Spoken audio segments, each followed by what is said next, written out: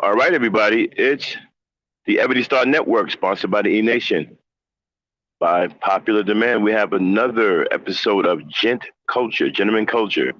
Tonight, the ladies wanted a new. I'm sorry, the ladies wanted me to do another one tonight, and we have obliged the ladies.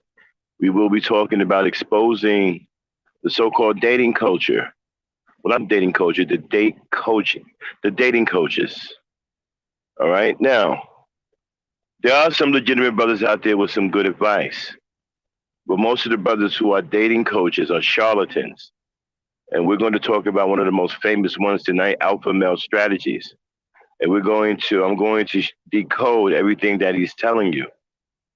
All right. And I'm going to show you how he's doing nothing but scamming you. The information that he's giving you isn't any real information. And I'm going to tell you why you're falling for that as well. All right. So we're going to pick it up tonight. It's Gen Culture, everybody. Sit back and enjoy the ride. All right, Dane.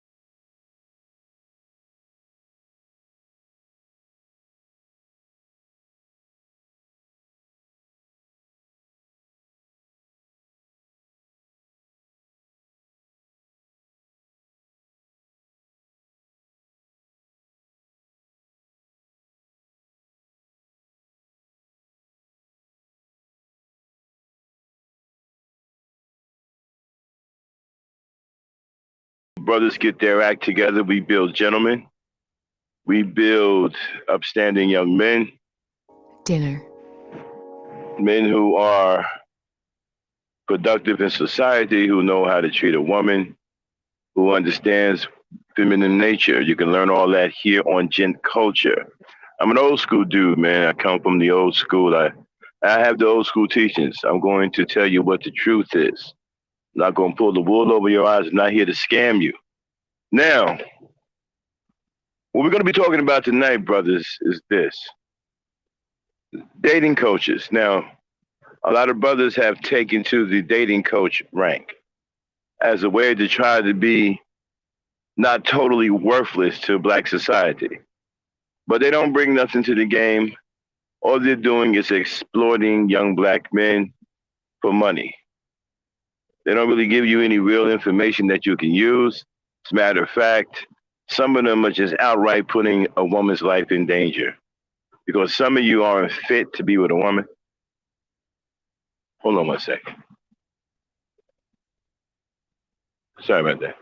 Some of you aren't fit to be with a woman, and you shouldn't be told how to get a woman. You need to be told to get some help.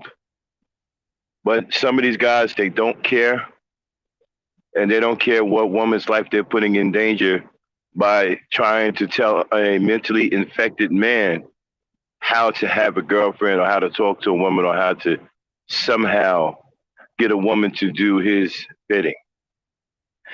The first guy we're going to expose tonight, now we got a whole bunch of them we're going to expose. Shout out to Hassan Burton.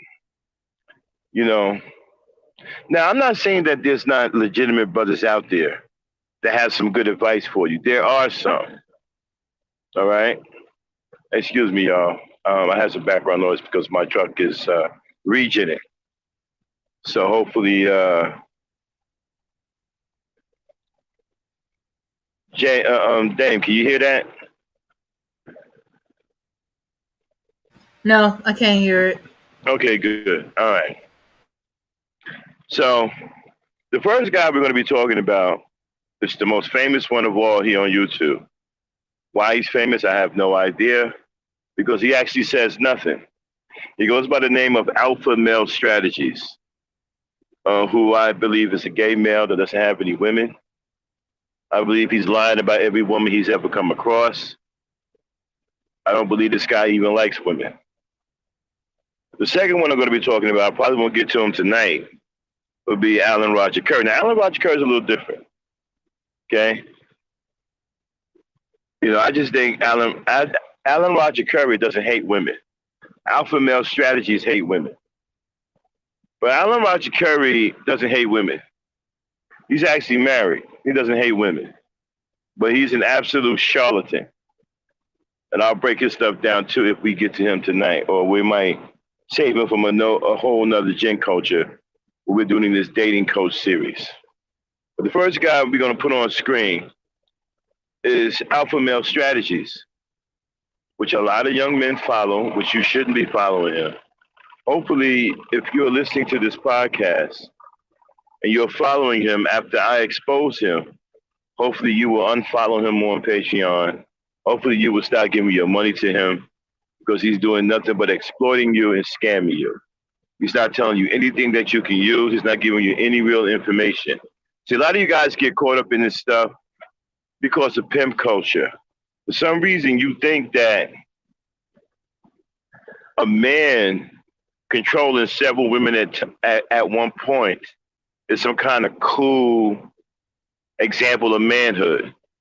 Or some dude that's telling you he done had sex with thousands and thousands of women that he call hoes, or hundreds of women that he call hoes. Y'all think that that's some kind of real example of manhood, but it isn't. Real men back in the day were really one-woman men. They stayed with their one wife. They stayed with their kids. Now, I'm not saying that there wasn't guys out there running around, because there were. But understand something. The guy that's hopping from woman to woman, that's a different type of dude. You see, y'all have to understand something, ladies. Within the culture of men, there are different types of men. Just like there are different types of women. Okay? Every man does not think the same. Every man does not have the same mentality. You have a group of men who think one way. You have a group of men who think another way. You have a group of men think another way. And because of these different ideologies within the entire embodiment of man, you're going to have men who are going to choose which ideology to follow. Okay? Now you have a group that belongs to what is called the pimp culture. Pimps. Guys who are womanizers, guys who believe in disparaging women and ruling over women with a bloody iron fist. That is an ideology within the embodiment of black men. And unfortunately, you have a lot of men that follow that ideology. Now, every man that follows that ideology isn't a clown, a coarse-dressing clown like a pimp. But they follow the ideology. And those are the guys, nearly 99% of the time, are going to cheat on you. It won't be faithful with you. The guys who belong to that culture belong to that ideology. You also have an ideology of men who are very traditional, and they don't cheat. And they're very homebody type. They believe in being with their women and their children. And you have men who subscribe to that ideology. I'm one of them. I come from the traditional tree. I don't believe in cheating on my woman. I've never cheated on my wife. And I never will. I don't have the pimp mentality. You understand? See, a lot of you women think that all men think the same, and we don't. There are different ideologies within the entire embodiment of black men. Unfortunately, the pimps, that ideology has the loudest voice. And they're out front and they're very flamboyant. And so that is what you hear. You don't hear the other voices or the other ideologies, so you think that they don't exist. You also have the work culture, which also has traditional men in it, right? You have men who believe in getting that paper. They get their job done. They get that work together, right? They get that work on. They get their work on. They don't believe in not having a job. And they're also traditional men. They take care of their kids. You have men out there who are proud to take care of their kids. That's an ideology that doesn't get covered because you got these loudmouth pimps all over. They understand something. The dominant society in the media, they want to make sure you never see the positive ideologies within the entire embodiment of black men. They want to make sure the only ideology that you see is the negative one, which is the pimp culture, the pimp ideology. That is the one that they want in the forefront all the time because that is the one that is the most destructive. That is the one that is the most destructive and the most anti-black. And the pimp culture has many, many tentacles that reach all over black society. Many, many tentacles. It has rap music, it has R&B, dating coaches, you name it. You have fools online like Ramil and whatever his name is, something Palmer, talking about pump and dumping these bitches. That comes from pimp culture. Whenever you see a man acting out like that, that's pimp culture. Notice the way they're dressed, right? Their sartorial expression, that of a boy, and they want to be pimps. Look at Red Pill Supreme, dressed like a teenage boy, but looking up to pimp culture. See, there's a movie I want you guys to take a look at, right, and really pay attention.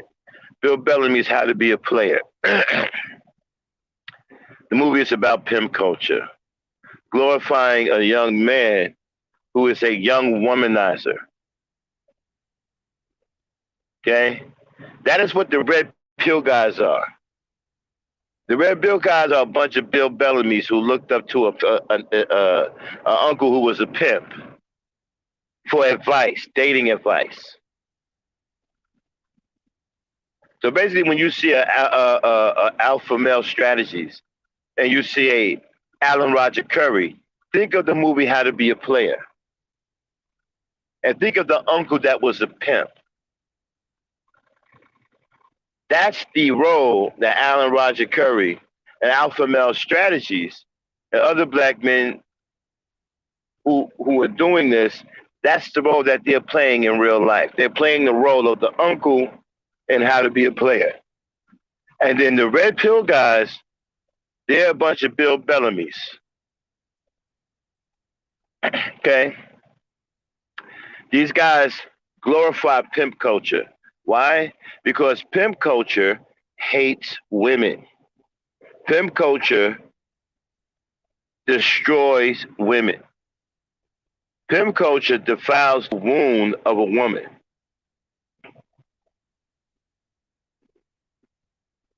Many of these guys who are hurt, who are messed up and broke, what? They hate women. Alpha male strategies himself hate women. I can tell by the way this dude talk, he doesn't have a girlfriend, and he can't get a woman.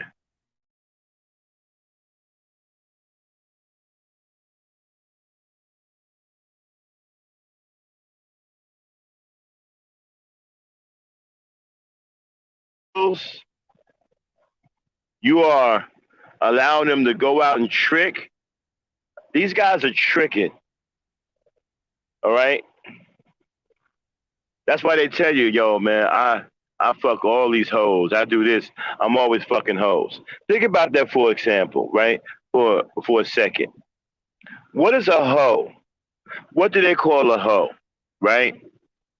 A woman that's undesirable, she's a streetwalker, whatever.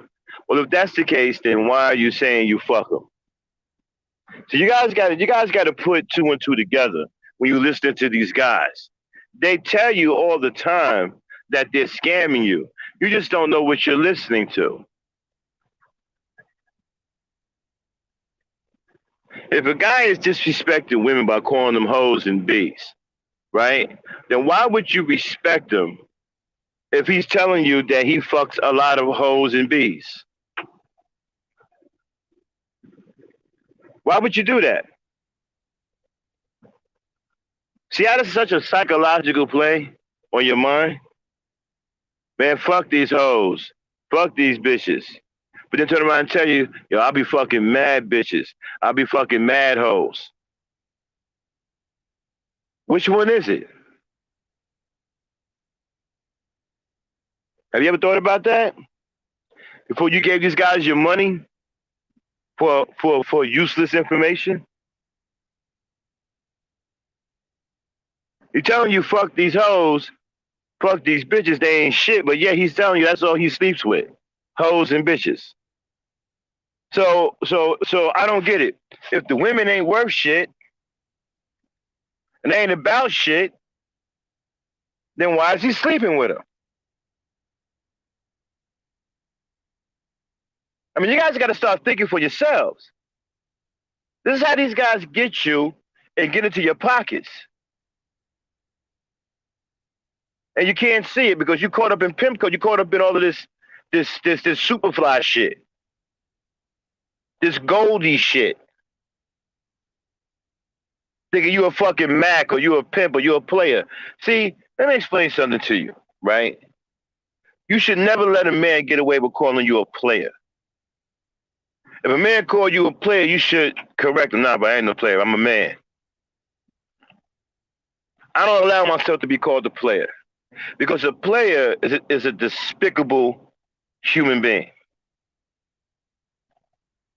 A player is nothing but a liar and a man with no integrity. A player doesn't have any honor. A player is a womanizer.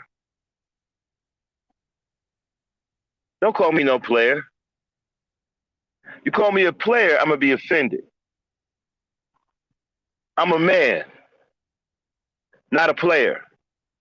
So going forward, you shouldn't let a man call you a player, because if he does, he's insulting you. And it's kind of like how white people call you boss, right? They don't know you, be like, yo, boss. Whatever you say, boss. When they really mean stupid son of a bitch. Well, being called a player is kind of like the same thing. You're a stupid son of a bitch. Players are part of pimp culture.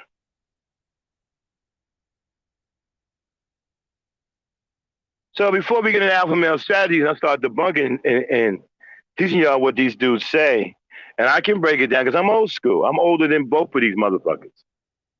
They can't pull any game on me.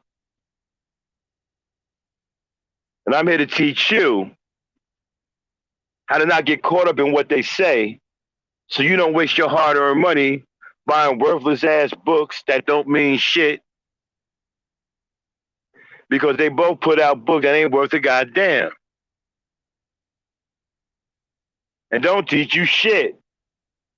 Both of the books, all they do is talk a bunch of bullshit, pimp shit, about how they fucking with hoes and all this and that. It's bullshit. They ain't even real books.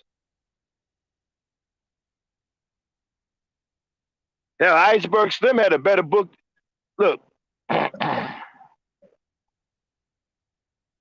Anyway,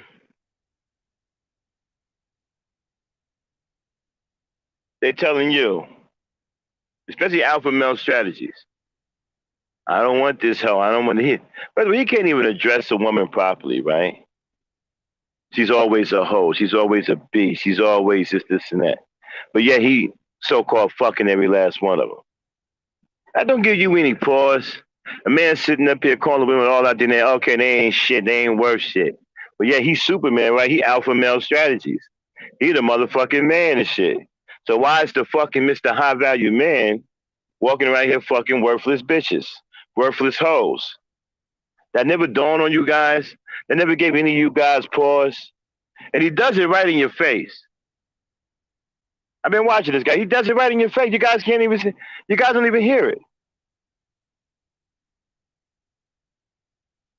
These bitches ain't worth nothing. These hoes ain't worth nothing.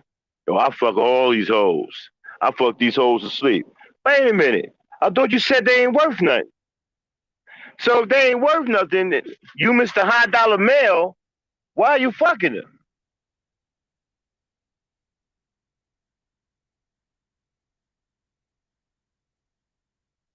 But anyway, we get ready to get into it. Dame, fire up the FBI. Shout out to Mano Islander. What's going on, my brother?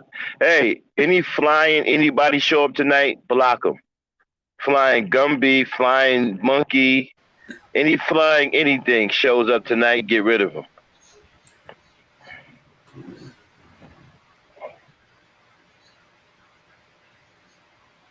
All right, let's cover our bases with the fair use. This channel may contain content not authorized for use by its owner. However, according to Section 107 of the Copyright Act of the United States, the fair use, I repeat, the fair use of copyrighted work for purposes such as criticism, definitely, commented, or surely, news reporting, only for those who don't know, teaching, we're going to learn something new today. Scholarship or research is not infringement of copyright. All right, now we're gonna put this guy up just to show you what he looks like briefly, and then we're gonna get him off the screen, and then we're gonna play the audio because we don't want him to flag us down because we're gonna be exposing them, and they don't like when they get exposed. And brothers, I'm doing this for you to try to teach you something. You don't need these dating coaches. All they're doing is hustling you. And, they're hustling you and they're not teaching you a damn thing. They're actually making you worse. They're making you unfit to be with a woman. Okay? Hold on 1 second. Give me 1 second, y'all. Okay.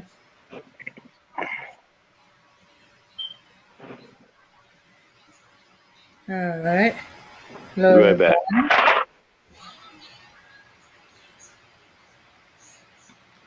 All right. Hey, everybody. Good to see you, Hassan. Truth is, Miss BedX. Mm-hmm. Yvette. Manoa Islander.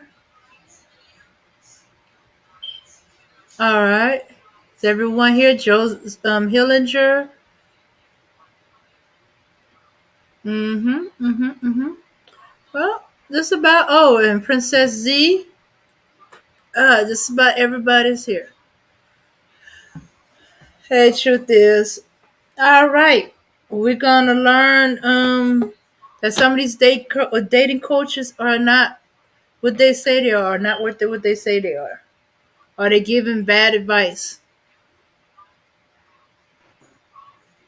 All right. Okay, You I'm ready? back, then. You got fire him off. All right. Okay. Here we go. All right, everybody. This is Mr. Okay, I don't see him yet. Um. Is he loading? He's there. AMS is there. All right, let me go back out, come back in, because I can't see him.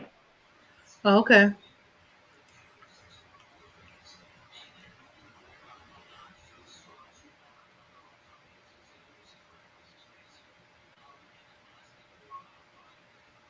All right. So yeah, this is AMS.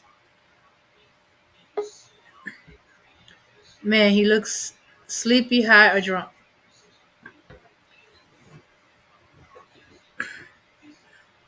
All right. Can you see him now? Okay, there he is. Okay. Mm-hmm. I just play a little bit of it until I tell you to stop. When I tell you to stop, get him off the screen. I go. What's up, fellas? So today we're here to talk about 10 times AMS went out like a simp. And before I get started, guys, I want to just tell y'all guys something.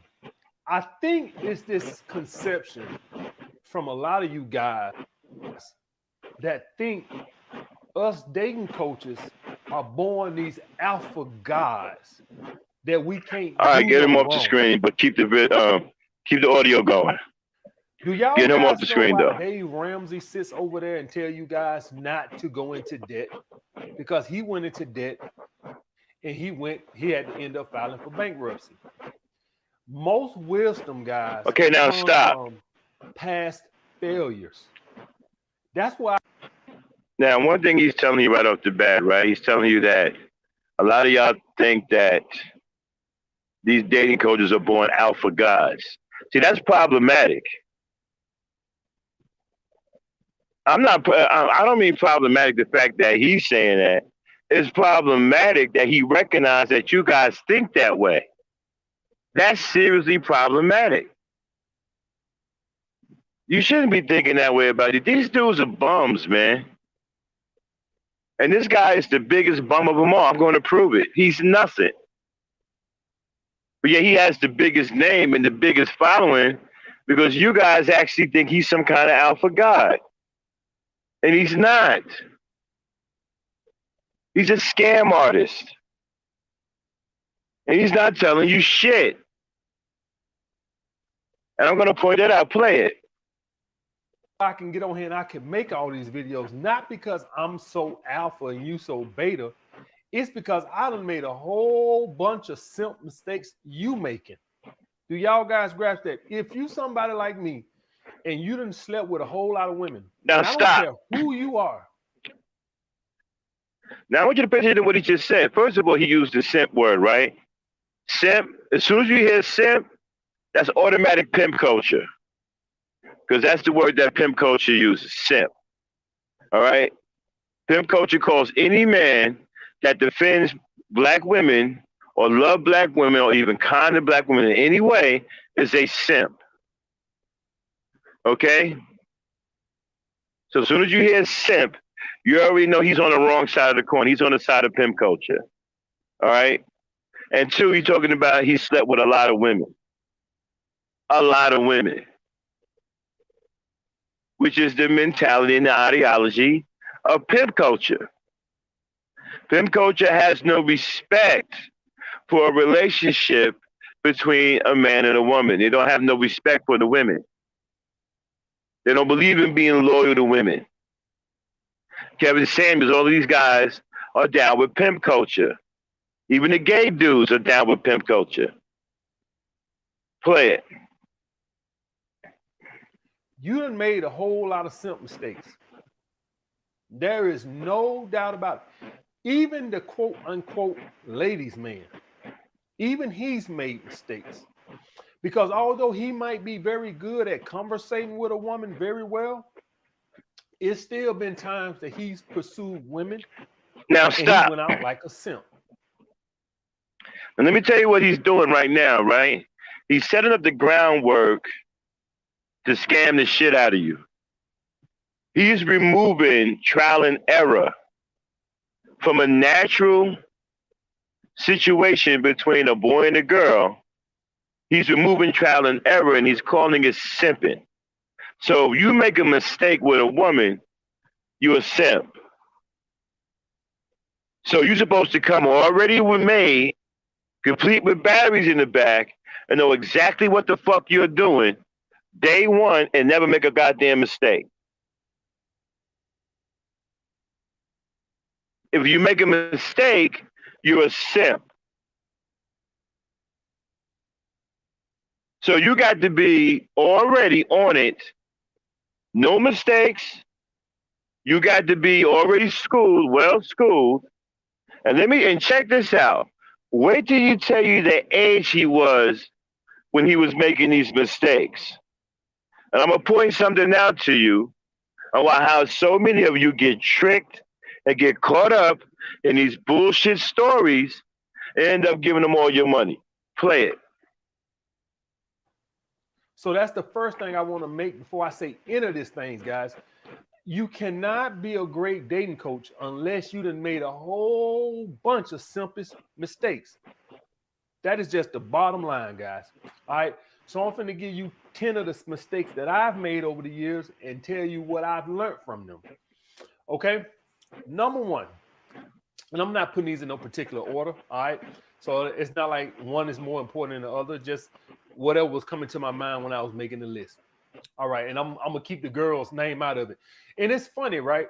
When you make simplest mistakes, don't y'all guys know some of this stuff 25 years ago? Don't you know I still remember these girls' first and last name? Even though I haven't talked to a lot of these girls in over 20 years, I remember their first and last name. And okay, stop, man. Put them on screen. Put them on screen.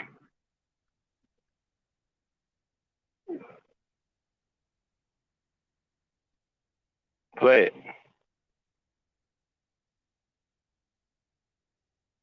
Fair use. Remembered the number that, we used to use, because when I was young, guys, you had to remember the number, right? We have cell phones. I actually, when going over the list, I actually still can remember some of the girls' numbers, even though I haven't talked to them in over 20 years. That just goes to show you how much technology has made us have given us such a short attention span. Most of us can't even remember how to get to the restaurant we went to yesterday without using GPS. But yet, I can remember a number of a girl I haven't talked to since middle school and her last name. All right, guys? This year, there's no excuses. Pursue the future you've always wanted with ECTI University. Join us at our open house and see how our career-focused approach and 50 years of proven graduate success can help you. I just thought that was... All right, put them back.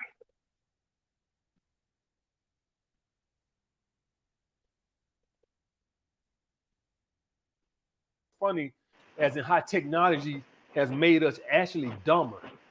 All right, so forgetful. I don't even know my sister number. Crazy, right? But anyway, number one, dropping a girl off after taking her to the movies. Dropping her off at another dude's place after taking her to the movies. That's okay, right, stop. Guys. Get them off screen. Get them off screen. Okay, now let me tell you something.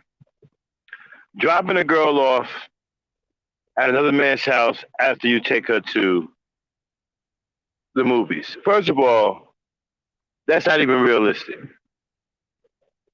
Okay? Nobody's that damn dumb.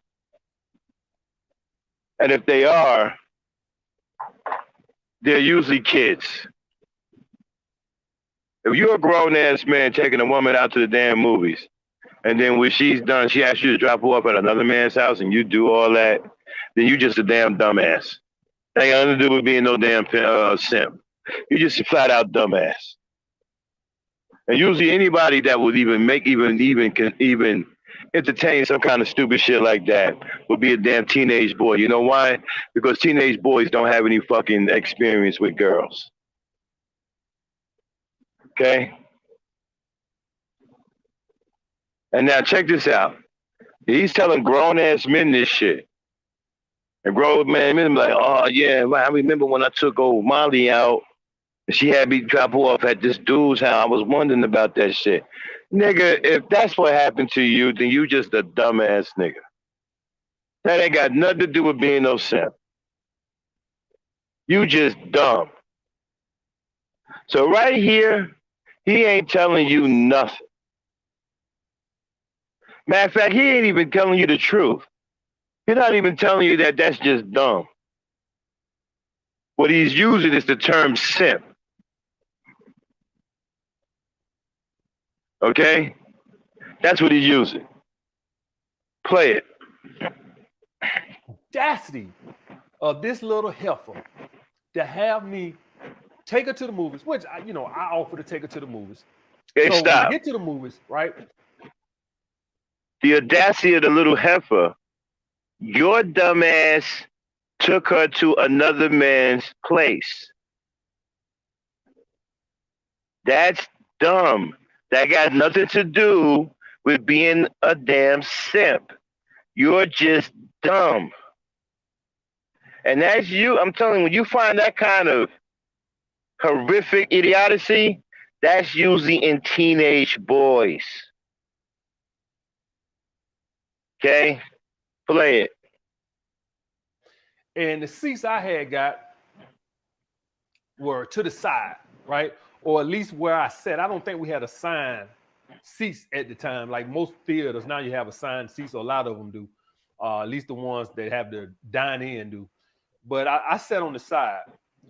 She wanted to sit in the middle of the movie, so she thought I could see it real good from the middle. I said, man, I'm not finna move all the way over there and have to walk through all those people. I said, what if you have to get up and go use the restroom? She's like, I'm finna go sit in the middle of the theater. I said, all right, you go. Don't you know I done paid for this movie? This helper done went over there and sat in the middle of the theater by herself and left me over there by myself. Okay, now, stop. I think I'm like 7. Again, this has nothing to do with simping. This is just being plain stupid and not being able to take a hint. She doesn't like you. She doesn't want to be around you. She thinks nothing of you. You take a woman to the movies and she goes sit in the middle of the damn theater and leave your ass sitting somewhere else, don't give a fuck about being over with you. She don't want to be with you, dude. And she's telling you loud and clear. Thanks for the movie, but I'm not interested. Why is your dumb ass still staying around? See, he's not even telling y'all the truth, man. What he's telling you is just plain stupidity. It got nothing to do with being a simp. This is just plain effing stupidity. And again, you normally find this kind of stupidity in 15 and 16-year-old boys, not grown-ass men. Why is he telling this to grown-ass men? His audience is not an audience of 14 to 17, which is where this kind of stupidity occurs. He's talking to 25 to 30 and 40-year-olds. That's his audience. Why is he telling y'all this kid shit? And why y'all sitting up there talking about some, man, that's fucked, that's some simp shit. That's some simp shit. No, it ain't no simp shit. That's some stupid shit.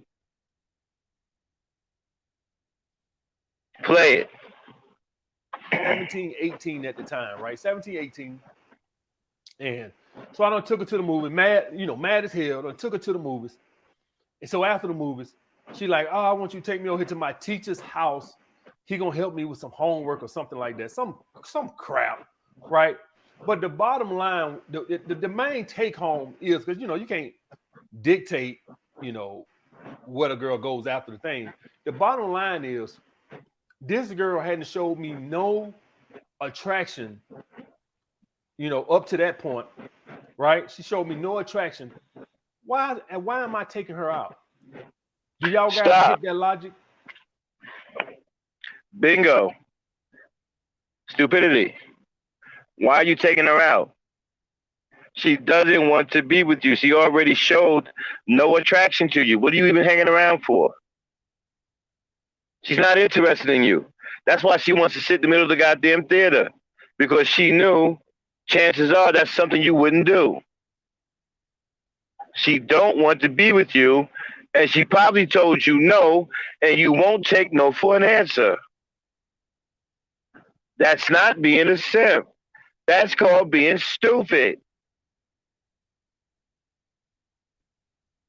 And again, this is some shit that you see in the age range of 14 to 17 to even 18 years old. Why? Because they have no goddamn experience with women. Again, why is he telling you this kind of low-level shit and you Negroes are over 30 years old?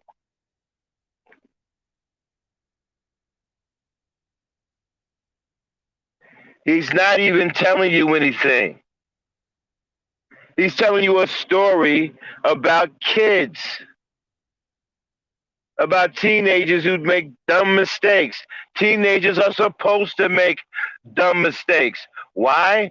Because they're called teenagers. Why do they make dumb mistakes? It's called inexperience.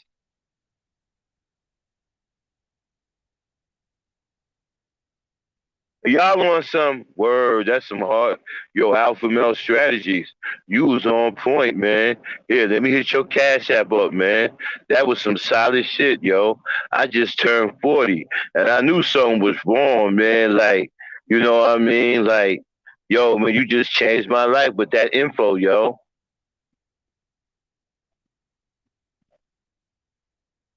See, y'all niggers are in a hurry to play yourselves. You're so busy trying to find a way to be with a woman that you are willing, that it's at a desperate level, and you're willing to be told anything, and they know that. That's why he's telling you anything. Don't you get it? He knows that you're desperate and that you're willing to listen to anyone who has some kind of title or mystique or a little bit of fame. They're telling you any old goddamn thing, and you're going to believe it. Why do you think he keep advertising, I done slept with a lot of hoes. I done slept with a lot of women. Why Alan Roger Kerr keep talking about, yeah, I got fellatio in the supermarket.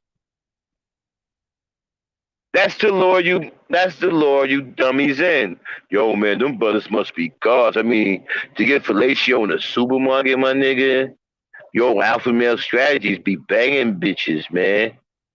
Know what I'm saying? I wouldn't be like that, know what I'm saying? Nigga 40 years old and shit. This is just some teenage shit. Play it.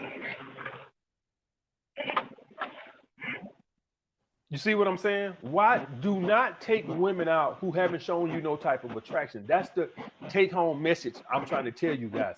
If you on the phone with a woman and she just like, hey, stop. Okay. He said the take-home message from his number one point. Why take a woman out that shows you no attraction? Huh? Hey, Dave, humor them on that one. I got to go out and come back in. I'm frozen. I'll be right back. All right. Yeah. And he's talking from a teenage and a perspective, you know. Now, if he's talking to a bunch of teenagers, that would be, that would be some possible pointers, things you could do wrong or pay attention if she's really interested. But he's talking to grown men who coming to him for dating advice. Sounds and and he's making it sound like, well, they could be alpha male in the dating world too. You know, just just because you didn't start off perfectly, don't mean you can't get there.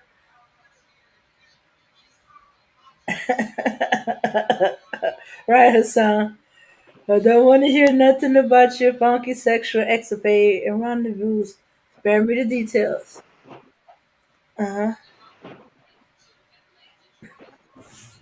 Yeah, but that's just but telling them rendezvous and titillating stuff. That's just the rope 'em in. It's like the beginning of a porno, the bong chicka bow wow. You know, Okay, you I'm back. Exactly. Truth is, most of these dating coaches, their mind is still stuck back in their glory days of high school. You hit it right on the button. You hit it right on. Hey, Dane, put that comment up. That's the comment of the night. You hit it right on the button, my young brother. And that's exactly the type of shit he's talking. He's telling y'all some high school shit and trying to sell it like it's some real man shit that's going on today. I mean, if you that goddamn dumb, you don't need to be with a woman no way. You don't need to be with a woman no way. I mean, if you can't recognize a woman don't want to have nothing to do with you, you unfit to be with a woman anyway. Okay?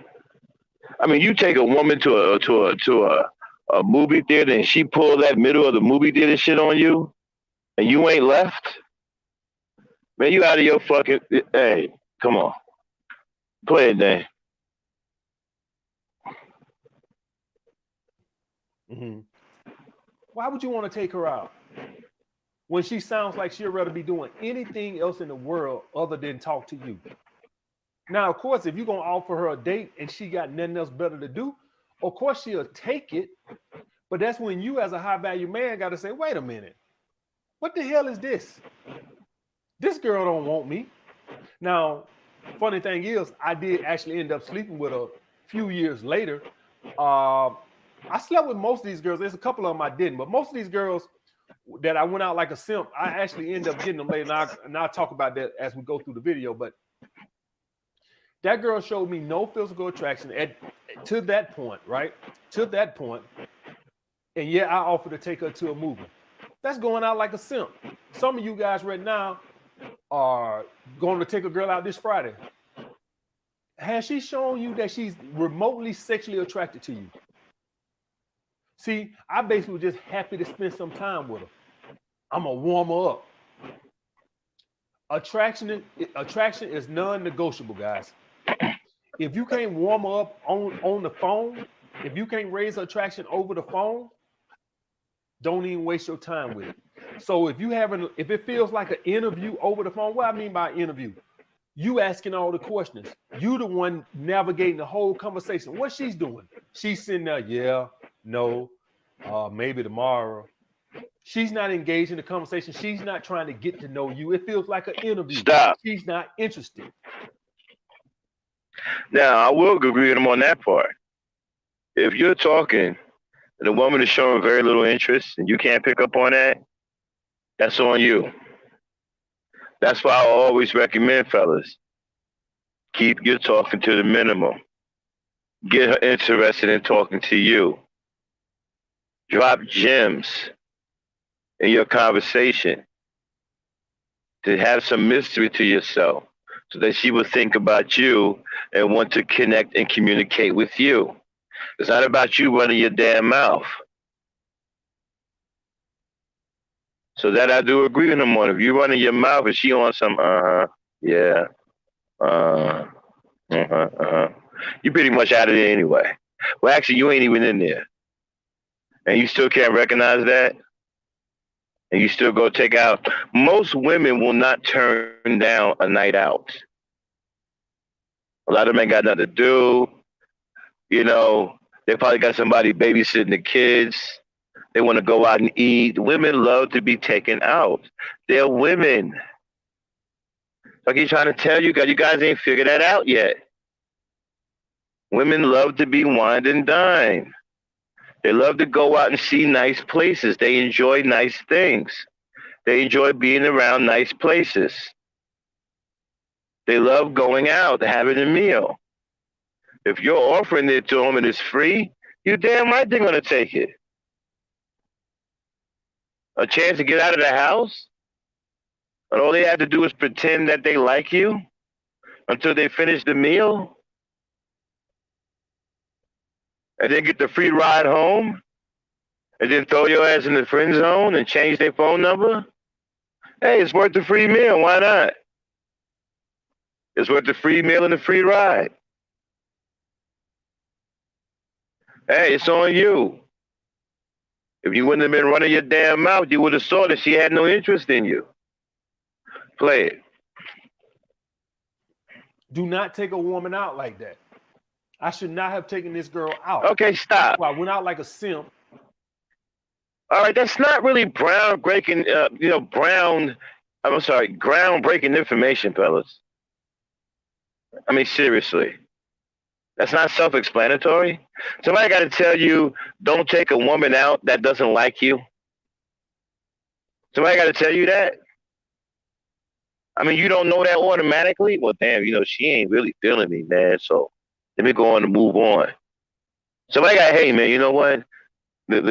Hey, man, she ain't really feeling me. Let me go and take her out anyway.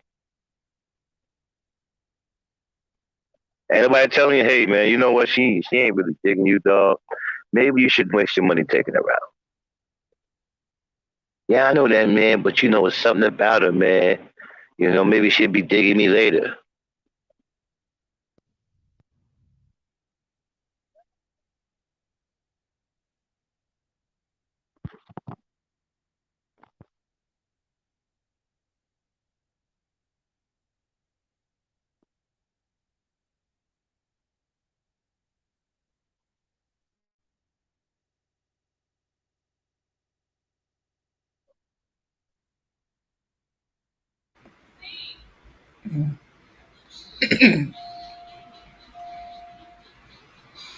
All right, a little technical problem.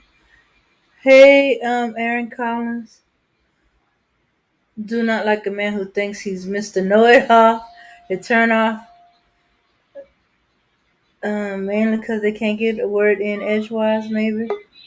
We're gonna say no to a night out like that, especially if it's free. And she's telling you no, no, no all this time, and then you offer dinner, movie. Okay, I'm back. All right. Yeah, so let me finish up on that.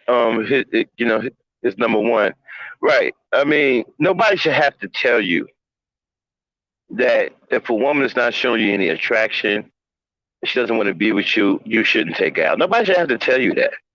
You shouldn't have to pay some dude to tell you, don't take a woman out that's not interested in you. But he's going to do it because you're paying him, because you're desperate, you're a loser, you don't have any confidence in yourself. So you're paying this man to tell you some basic shit. And I explain something to you. He hasn't said a damn thing yet. You don't want to, brothers in the chat, type of one if he hasn't said a damn thing yet. Type of two if you think he said some real high evolutionary shit. 2 for the high evolutionary shit and 1 for not a damn thing. We're going to gauge the chat right now. Gauge the chat, dang. He hasn't said a damn thing yet. Don't take a woman out that's not attracted to you? Seriously? You niggas on some, yo, AMS is the man. That nigga said don't take a woman out that's not attracted to you.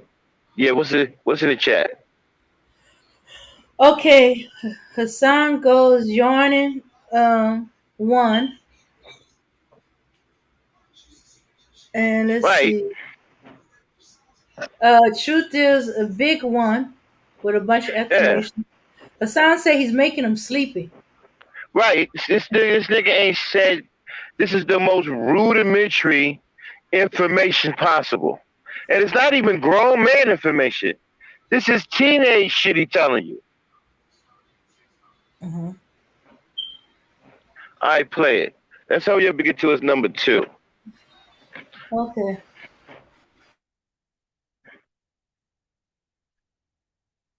Trying to, I guess she's supposed to suck my dick out there. I done took her to the movies. What the fuck is that? It just goes to show you, man. Wisdom is something that's hard learned. So I guess after the movie, she's supposed to say, "Oh man, this was a great movie. I guess I can suck your dick now." No, she don't want you. She didn't want me, at least up to that point. And a few years later, I ended up getting her. All right, but still, shout out to Black Jerusalem. At that point, I should have saved my money. I didn't have much money, and yet I'm gonna take this girl to a movies, and then I'm gonna take her to some other dude. And then y'all guys want to know how I found out where she went after, because I was friend with her best friend also, right? And so she told me where she went after I took. So I don't took her to the movie, and she don't go ahead and I guess sleep with another dude. You see what I'm saying? But I shouldn't have took her to the movies no way. That's supposed to be his job. So he's sitting back, kick back like King Tut, right? He's sitting back like King Tut, and here my little simp ass taking her to the damn movie. Never take a woman who's not showing you interest any goddamn well. Next, guys, number 2. Okay, stop, Dave. All right, put him on screen for number 2. Every time he goes to the point, we're gonna put him on screen. Put him on screen so he can show us number 2. Put him on screen first. Okay, now play it. A specific girl drinks at the club over and over and over. I think I was like, stop chasing men. Get him off screen. Even when he pulls back, loses interest, or you feel like he's slipping away from you. What Man, this guy got heavy monetization. To make the difference between him feeling like well, he ain't playing with them Google ads, boy. 21, 22 at this point. Go ahead. When I first started going to adult nightclubs. All right, we did have a teenage club, but obviously they ain't have no alcohol that I used to go to when I was 17, 18, stuff like that. They ain't have no alcohol license. They were just music. But okay, put him back. When I first started going to adult nightclubs, it was this one little goddamn hood rat, but she was fine as Sorry, y'all, we got to pause it. Every time she saw me. Sorry, guys, we got to do it like this. We can only put him on a little bit at a time because we don't want to get flagged. We don't know how he going to feel because he's being exposed. Even though we did the Fair Use Act and we pretty much covered, they can still flag it. So we can only put him on a few seconds at a time before we got to get him off. All right, play it. Now, what did he say? Buying a girl a drink, Dave? At the club? Okay. He's talking about they had kids clubs and stuff clubs. They didn't have. Now, what he said number 2 was buying a drink at a club? Something about the girl that party all the time. No, that's not what he said. Okay, back it up a little bit. Okay. And let's go to number 2. Don't back it up too much, just a little bit. So we can hear what his number 2 is.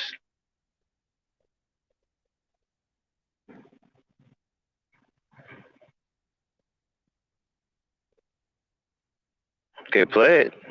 It's not going to be taken. At this point, this is when I first started going to adult nightclubs. Okay, go back a little bit more. Teenage club, but obviously they ain't have no alcohol.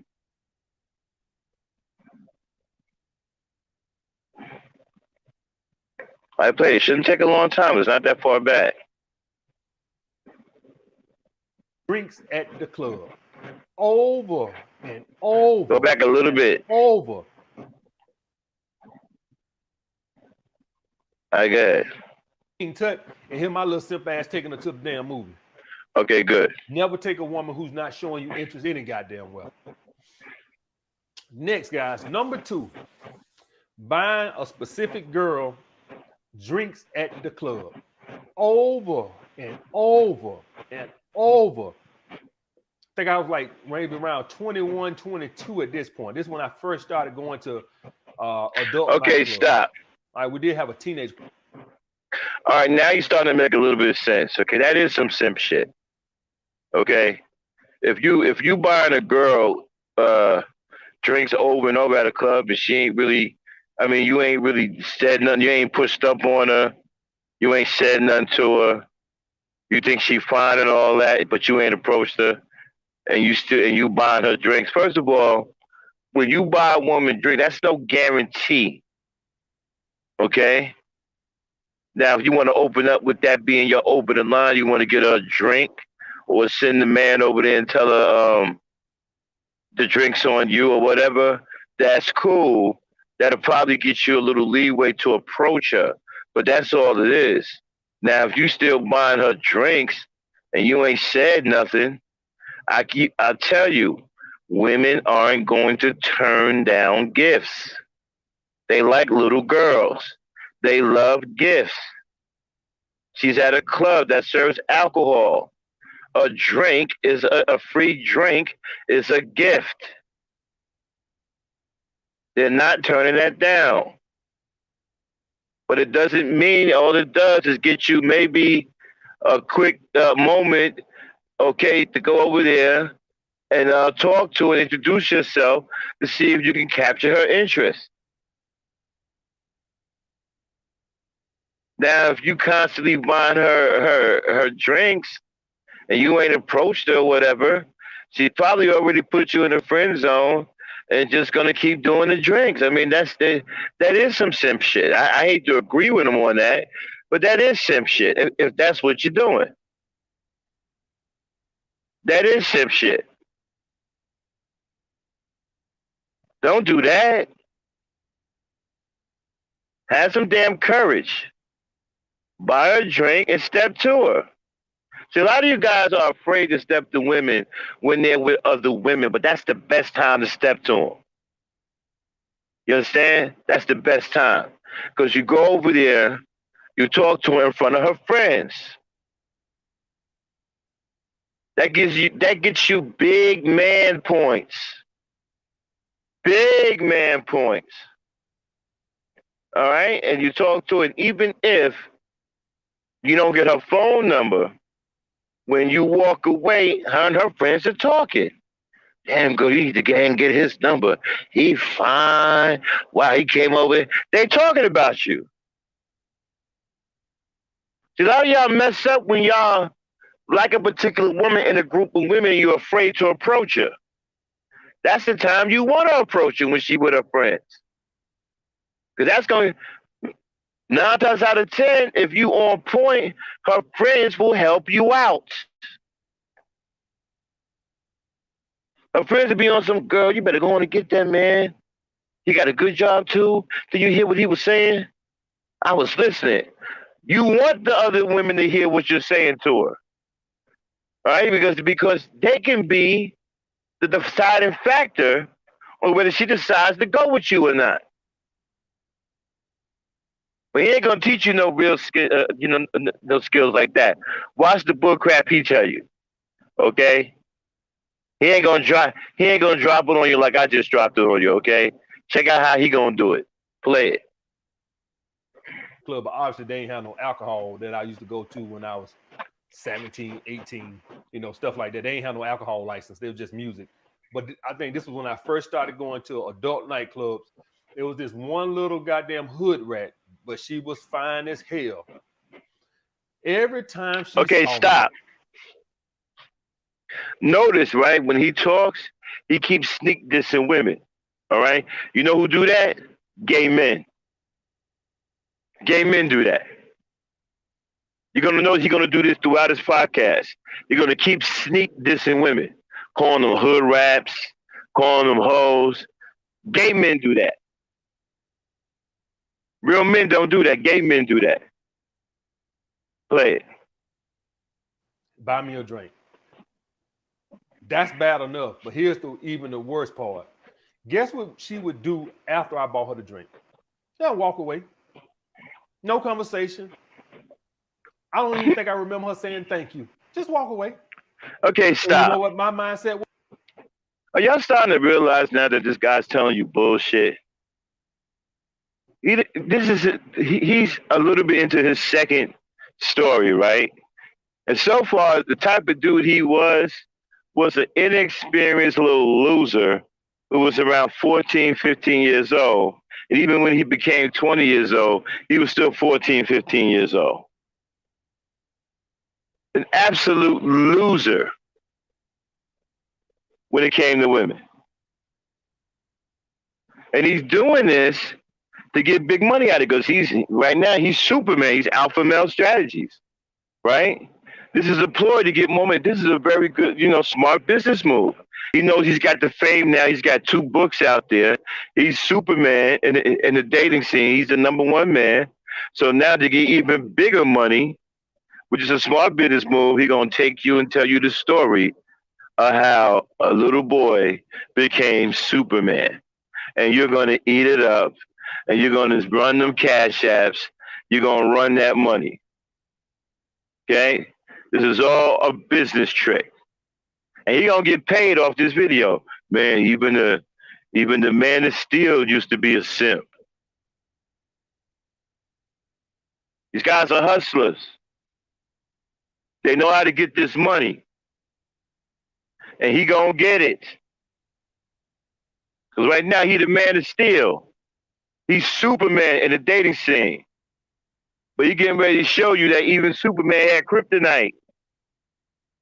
Which is going to give a lot of you worthless losers hope.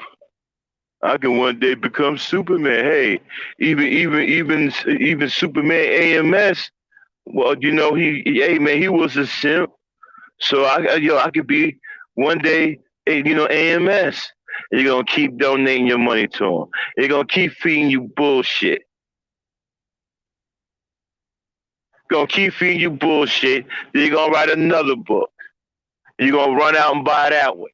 And that one's going to be just as full as bullshit as the other 2. And you ain't going to never learn anything.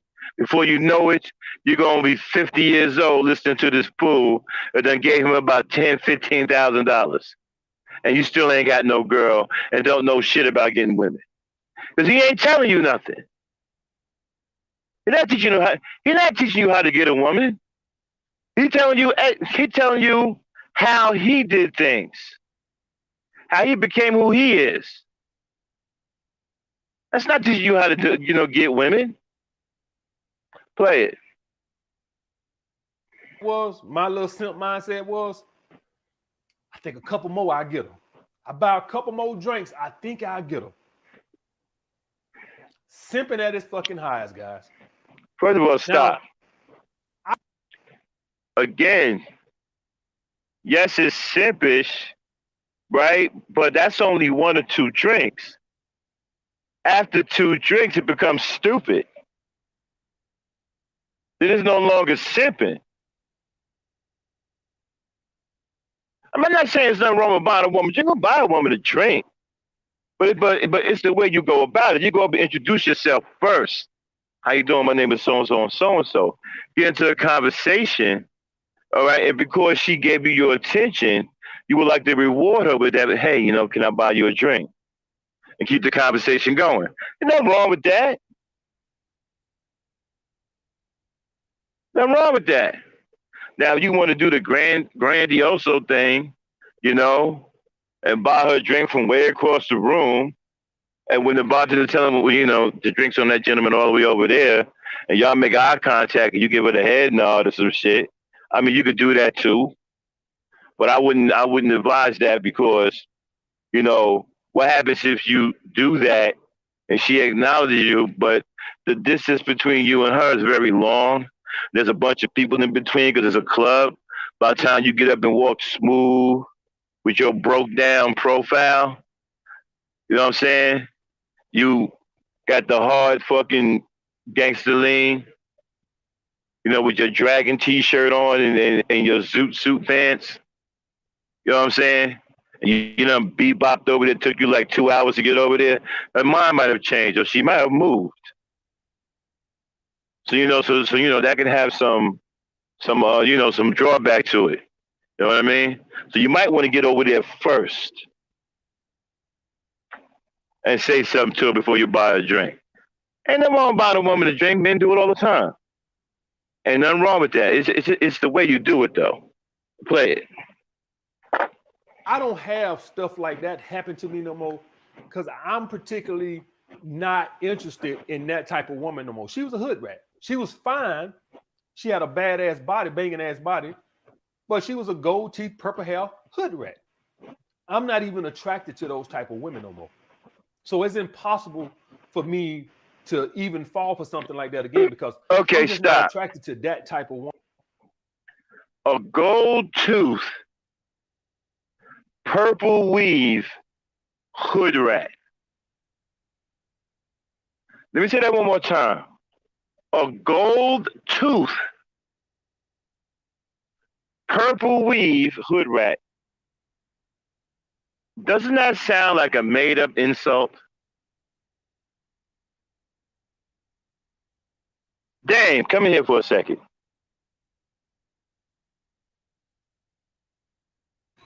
Yeah. A gold tooth, purple weave, hood rat. Mm-hmm. So she got, cause she has a gold tooth and wears purple weave. She gotta be a hood rat. A gold tooth, purple weave, hood rat. Does that even make it? How? That sounds like a made-up insult to me. Well, yeah, and he's specifying the description. I don't believe that. I don't believe that. I don't believe he meant no gold tooth, purple weave, hood rat. I think that's just another sneak diss to black women. Mm-hmm. You know, okay, these gay males, they do a lot of sneak dissing. Gold tooth, purple weave, hood rat. And Come on now. he don't watch it. He's insulting somebody's grandma, mother. Gold tooth, purple weave, hood rat. That sounds like bullshit. Yeah. That's a sneak diss to black women. Okay? Play it. Yeah. Trying to make out that all women that have weave and gold in their mouth is out to use a man. Yeah. Like I said, these gay dudes, they be sneak dissing. You know, they sneak diss black women alive. Okay, go ahead, play it. Woman anymore. Period. But yeah, she got me for a long time too, guys. I would say a good year, maybe. Out of the year of her doing that, I think maybe she would have got maybe 10 drinks out of me. Maybe 10, something like that. 10 or 12 drinks out of me. No conversation, no nothing. I ended up sleeping with her a few years later. But at that point, no. Played me like a... And now you notice, right? Okay, stop. Now you notice, right? He'll tell you that he went through all of this crazy simp shit. Made all of these wild-ass mistakes, right? But you notice his MO so far? He always finished with a few years later, he ended up sleeping with the same women. So what is that telling you? What's the likelihood that he's going to run into these women again? Is he stalking them? Or is he still in the same neighborhood? Years later, you said, right? So he must be around the same circles years later, right? So we see his MO so far, right? He's always going to clean up his act a few years later. He's going to tell you he made all these crazy ass, dumb, stupid mistakes that he know are crazy, dumb, stupid mistakes. But he's going to cap it off with, well, I did sleep with her a couple of years later. It's all bullshit. Okay, go ahead, play it. I got to the point when I slept with her, when I stopped going, you know what? I didn't even think about this. The first one I just told you guys about, the one that went to the movies, when I stopped acting like a simp with her, that's when I slept with her. When I stopped, acting like I'm trying to win her over, that's when I slept with her. And this girl here also, when I stopped buying her drinks, I think a few months later after that, that's when I slept with her. Funny how that works, right? So when you acting like a simp in your mindset, you think you earning brownie. Joe W., I hope this is a non-RBR. You just got here, Joe? Ain't nobody talking about RBR. Do y'all hear us talking about RBR? Oh, Joe must think RBR and alpha male strategies are the same guy. No, man, this is about alpha male. We're talking about the dating coaches. Ain't nobody talking about no RBR. You just get here, Joe? Is he still in the chat name? As far as I can tell, he's still in the chat. I mean, can you hear the podcast, Joe?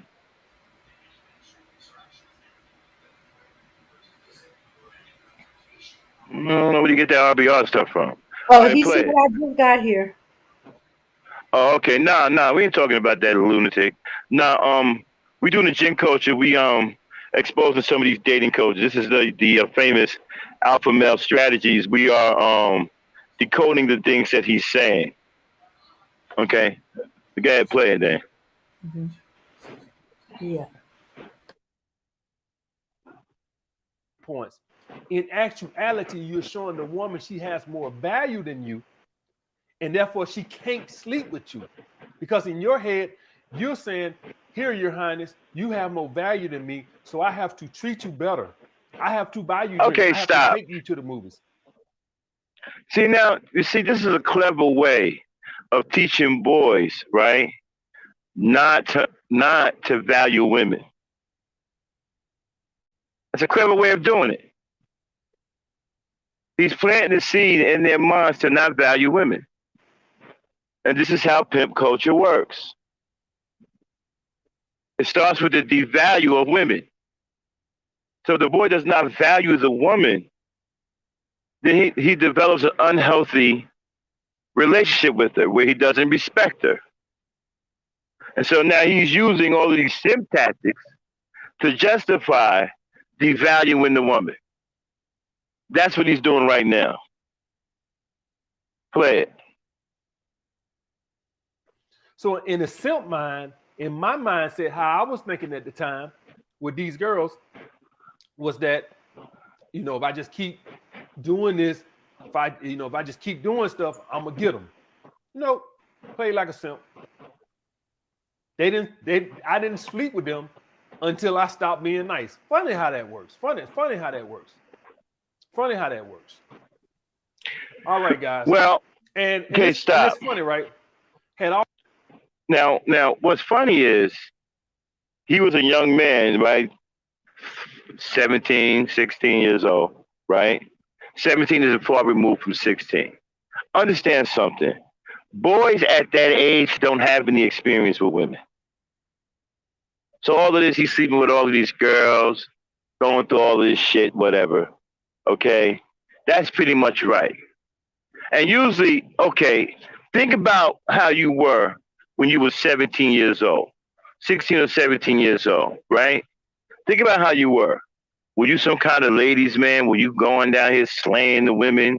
Were you dropping it like that? Was you going through all of this? Probably not. Guess what? He wasn't either. Most boys that age don't know what the hell's going on with women. They still trying to figure it out. And some of them are having more issues in school than dealing with girls anyway. So if you can remember what you was doing when you was 17, and you saying to yourself, well, man, when I was 17, I wasn't like that. I don't know, maybe Tisha liked me, in Miss Broner's class and all that. Yeah, if you was going through that, he was going through it too. So basically, he's telling you a bunch of BS high school kid stories that he's passing off as dating strategies or dating advice and getting paid for it. And you guys are sucking it up. And now he's doing a Superman story on you. You're about to get paid. Because he's Superman right now. He's doing a Superman on you right now. So now you want some, damn, man, even alpha male strategies. Because he's on top of the game right now. He's the number one dude out there. Ain't nobody making more money than him. Not in the dating scene. So right now he's Superman. And he's about to get more money. Because he's telling you how Superman at one point wasn't Superman. He was just like you. An incel. A loser.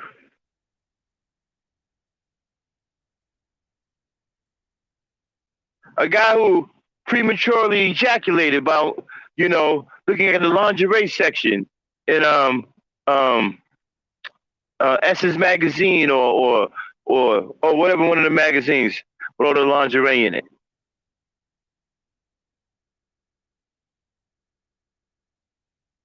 He was just like you. Play it. All these women I was sleeping with, but it was always, see, and this is what I be telling you guys about. It's the ability to walk away. I was sleeping with plenty of women at this time, guys. That's the funny thing. I had no lack of booty at this time. Okay, stop. I wanted them all. Plenty of women at what time? When he was 17? Didn't play it out like that? Yeah, listen to these guys, man. He's telling you he's going through all of these crazy ass things, but man, I had plenty of booty. Really? Were you doing the same thing with all this plenty of booty? Was the booty sitting in the middle of the movie theater? Was the booty putting you in the friend zone when you was buying all of the drinks for the booty at the club?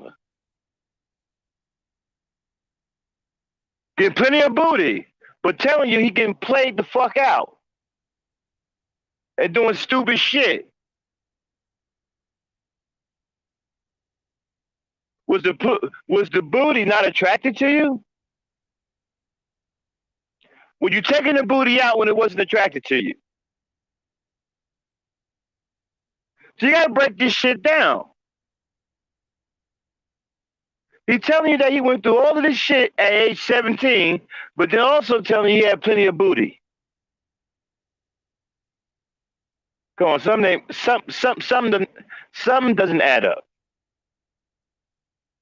Play it, Dave. You can't get them all. You got to be able to walk away sometimes. And see, I want them all. That's important for you guys to understand that. This was not me being a simp to them from the aspect of I'm not getting no booty from nobody else, so I want to placate to these girls to get their booty. No, I was getting plenty of booty from other girls. Now, I got to admit, this guy is good. I see why he's on top. He studied psychology, right? You see, okay, he just tells you, I wanted it all. So what does that do? That justifies him being played like a dumbass and having plenty of booty at the same time. Because psychologically, what you're going to say, yeah, you know what?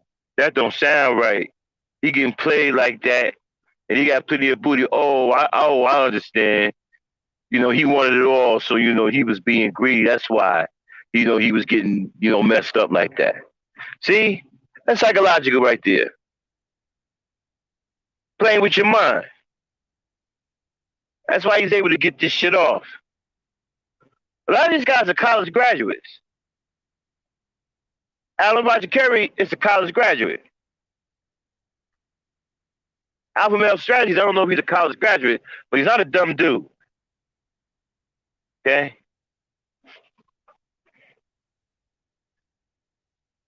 Many of you guys are dumb. Keep falling for it. I don't mean to sound like RBR, but I'm just telling you. The shit that you're falling for is ridiculous. Go ahead, play it. But I didn't have the ability to walk away and say no and turn booty down. That's the biggest thing with me now, opposed to then. Because I can't get them all now. The thing is, I won't let a girl play me like that no more in the hopes of sleeping with her. I can't get all the women now. I'm not, what do you think I am? God or something? I can't get every woman I pursue right now. He couldn't get every woman he pursued back then either. He hasn't changed, people. These guys, look, there is no guy running around here getting on all of the women. Can no guy tell you, okay, here is the secret to women? Even listen, I know a lot about feminine nature. I have 5 sisters and a mother, right? But even I can't sit up here and tell you, okay, this is the short path to a woman. Can't do it. Women are too hard to predict. They're very complicated people. They're not easy to read. Now, some guys have success with women. You know where that success comes from? It comes from the women itself. When they like you, that's when all of your game or so-called game gets validated. They're the ones who validate you. They don't like you. I don't care what you say. Ain't nothing gonna work. They have to like you. You can go up to them. They know that the ball is in their court. They know that you have to impress them. You want them. That's what I keep trying to tell you. I don't know what you fools sitting around here running around listening to these dumb dudes like Red Supreme talking about, men are the prize. No, men are not the prize. If that was the case, why are they pursuing the women? And you listen to guys like Kevin Samuels, who is gay, telling you that men can live without women and men would do better without women. Oh, and you listen to this fool too. Dang, put Shaka Amos up there, please.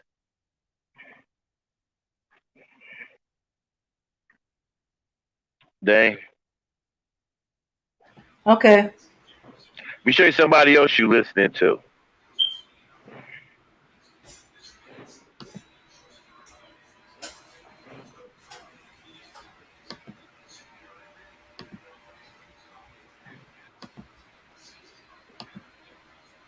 And the thing about it is, the woman is the one that validates whatever you're doing. If she likes you, then she gonna let what you say hit home. If she doesn't, if she don't find you okay, you see this guy right here, dressed in drag? You listen to the guys like this who tells you that the greatest threat to a black man's well-being today is the black woman, but yet he's dressed like one. So I'm wondering if he's including himself in that.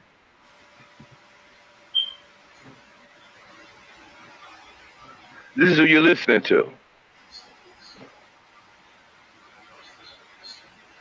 Okay, then get that punk off the screen and go back to Alpha Male Strategies. All right, and so the woman is the prize, dude. No one man has any real, super formula for you.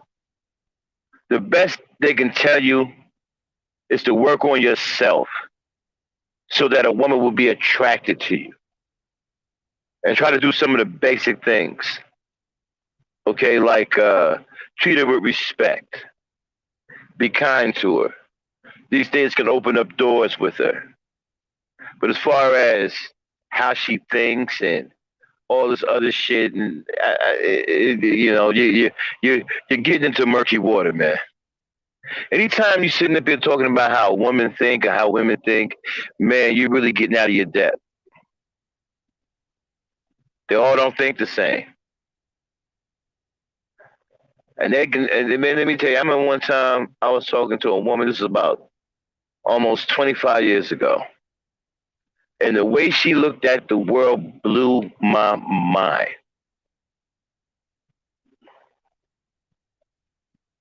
They just don't see things the way we see them. So it's hard to sit up here and be like, well, here's the cookie cutter answer that I can give you. You can go out and get all the women you want. If a guy's running around here talking about, listen, I'm going to teach you how to get women. I'm going to teach you how to get all the women you want. Man, don't listen to nobody like that, man. Play it now.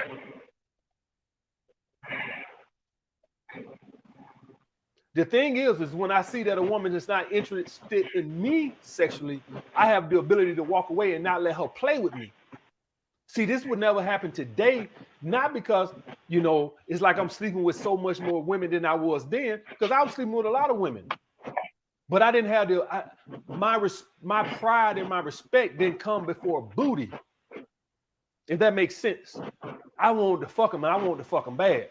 Even if it meant going out like a simp. So it's not like I was some 20-year-old virgin walking around struggling to get laid, and so I got to go out like a simp. No, I probably was sleeping with 20, 25 women a year, and I still wanted them too. I wanted 27. Okay, stop. God doesn't care. I'm confused.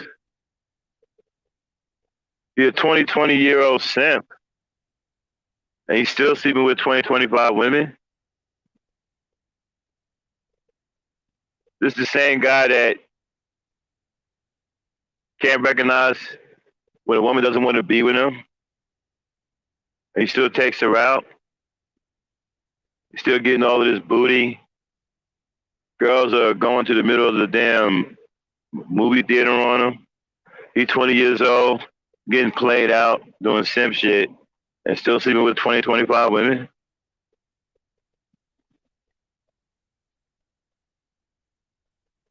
Okay. Whatever you say, play it. Guys got some of you guys got girls right now. You might got girls, but it's this one you can't get, and you going out like a simp. The main ability of becoming a high value man is to say, you know what, I'm not going to get them all. That is the biggest thing that has flipped in my brain from then. Okay, so is that some real groundbreaking information? I'm not going to get them all. I'm not going to sleep with all of the women in the world. I'm not going to sleep with every woman I come across. I mean, you got to pay somebody to tell you, okay, you don't know that? That's not, you couldn't figure that out yourself?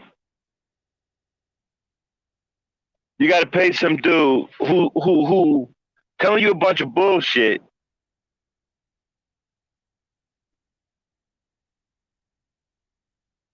You only believe it if he tells you? So you are dumb enough to walk around here and think that you can sleep with every woman you come in contact with. Say it ain't so. Are you asking somebody to tell you, hey, man, you can't sleep with them all? Come on, man. Come on. You guys are getting jacked. You guys are getting taken to the cleaners, man. If I didn't give a damn about you, I would probably do the same thing. But I'm not going to do that, man. I'm going to try to help you guys and expose these guys and give you something to work against these guys, man, so you can get your mind right. I ain't going to do you like that. But, man, you guys are getting jacked. You guys are getting cleaned out. Are y'all worried about child support and women taking you for your money? You need to worry about dudes like this. It's guys like this that's cleaning you out. You're giving guys like this more money than you give your own child.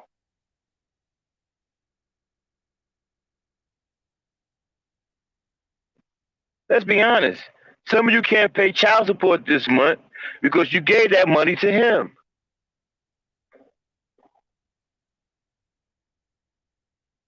Play it, Dan.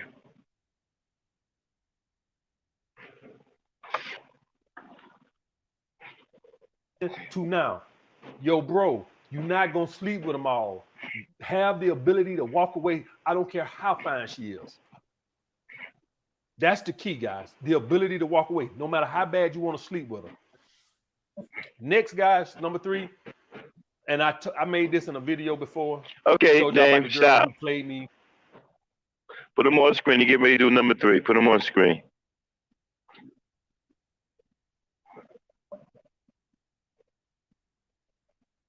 Yeah, play it quickly.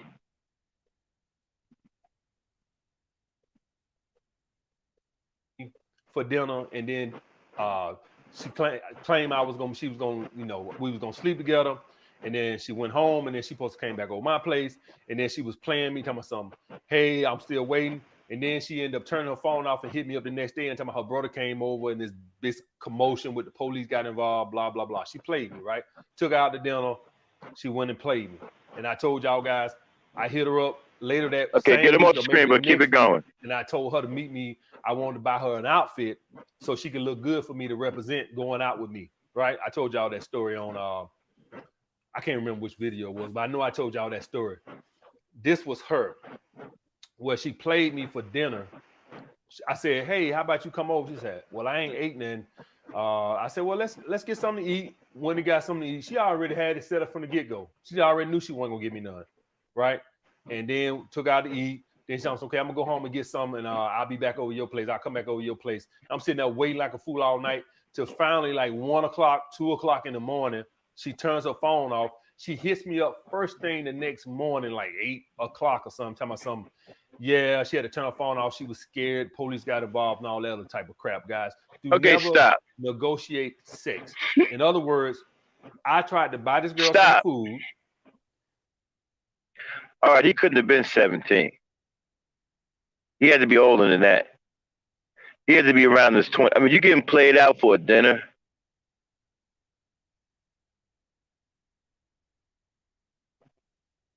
But sometimes people, that's hard to stop. Depending on the circumstances and the type of woman you're dealing with. That's really, really hard to stop. Sometimes you're going to bite the bullet.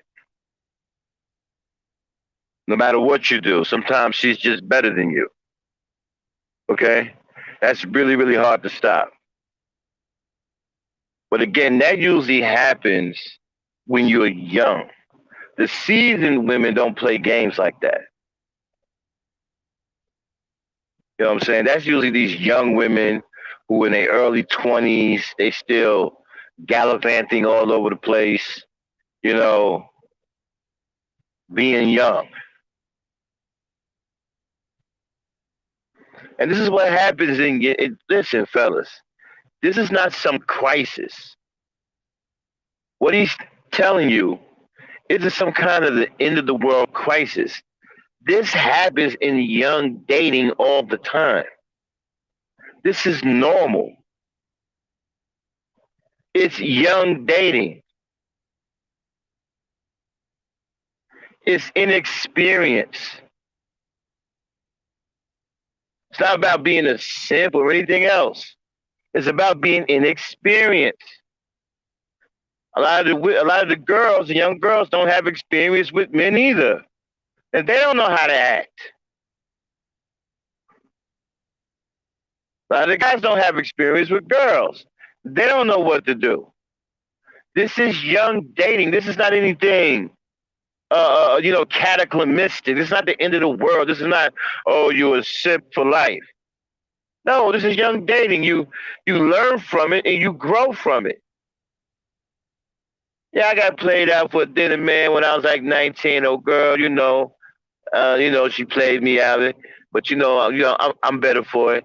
Yeah, man. I got played for dinner too. Yeah, man. It's no big deal, man. I mean, it's young dating, bro. Y'all taking this like this some kind of life lesson. It's young dating. Neither side has that much experience with each other. Okay? There's going to be some comical moments. There's going to be some moments when you get played out. You're going to make mistakes. Both sides make mistakes, not just the guys. The girls make mistakes too. Not a one-way street.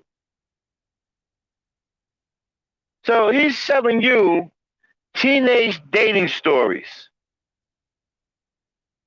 That's what he's selling you right now. Young teenage, anywhere between teenage to young adult dating stories. That's all he's telling you. Not telling you anything that you can use, not telling you anything that's groundbreaking, because the stories that he's telling you, at the end of the day, the answer is self-explanatory. Hey, man, don't never take a woman out who doesn't have any interest in you. Duh.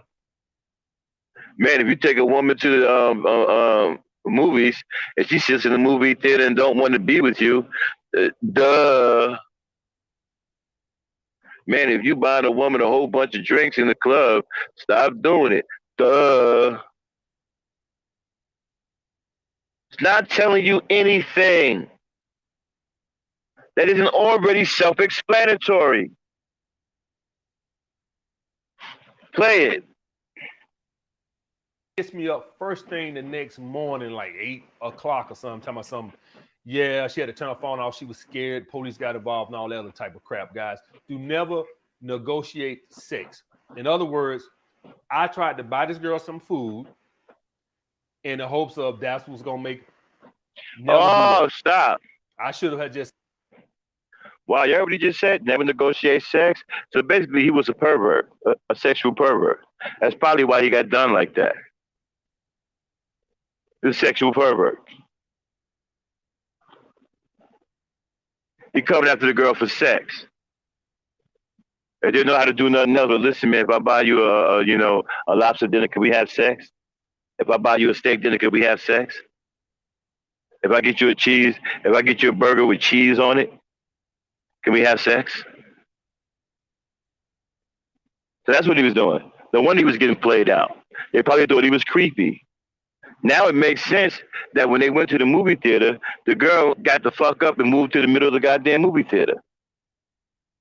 He probably thought he was a sexual pervert. Now it makes sense that the girl that he was trying to take out wasn't interested in going out with him and use him for a meal. The sexual pervert.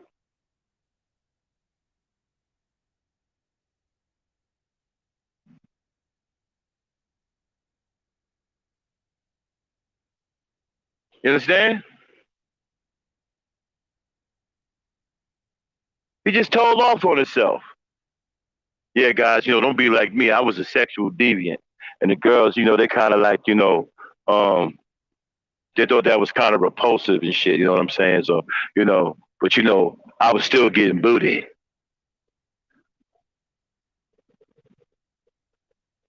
You think about it, right? It all adds up. Sexual perversion, getting booty, getting played the fuck out, still getting booty. I slept with a lot of girls. It's all about sex. You know who thinks like that?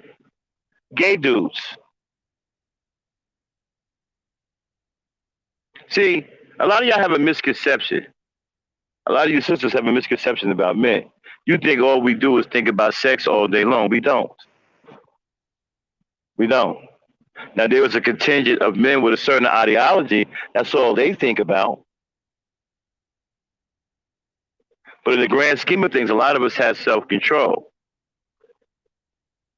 And don't be dreaming about sex all day long. We do love women, of course. We do think about sexy women, and we see pictures of sexy women, but sex is not on our mind 24/7. That's them juvenile delinquent perverts over there in the pimp culture. They the ones with their tongue hanging out, thirsty all the goddamn time for sex. Men who got their shit together and they mind right don't do that. Yeah.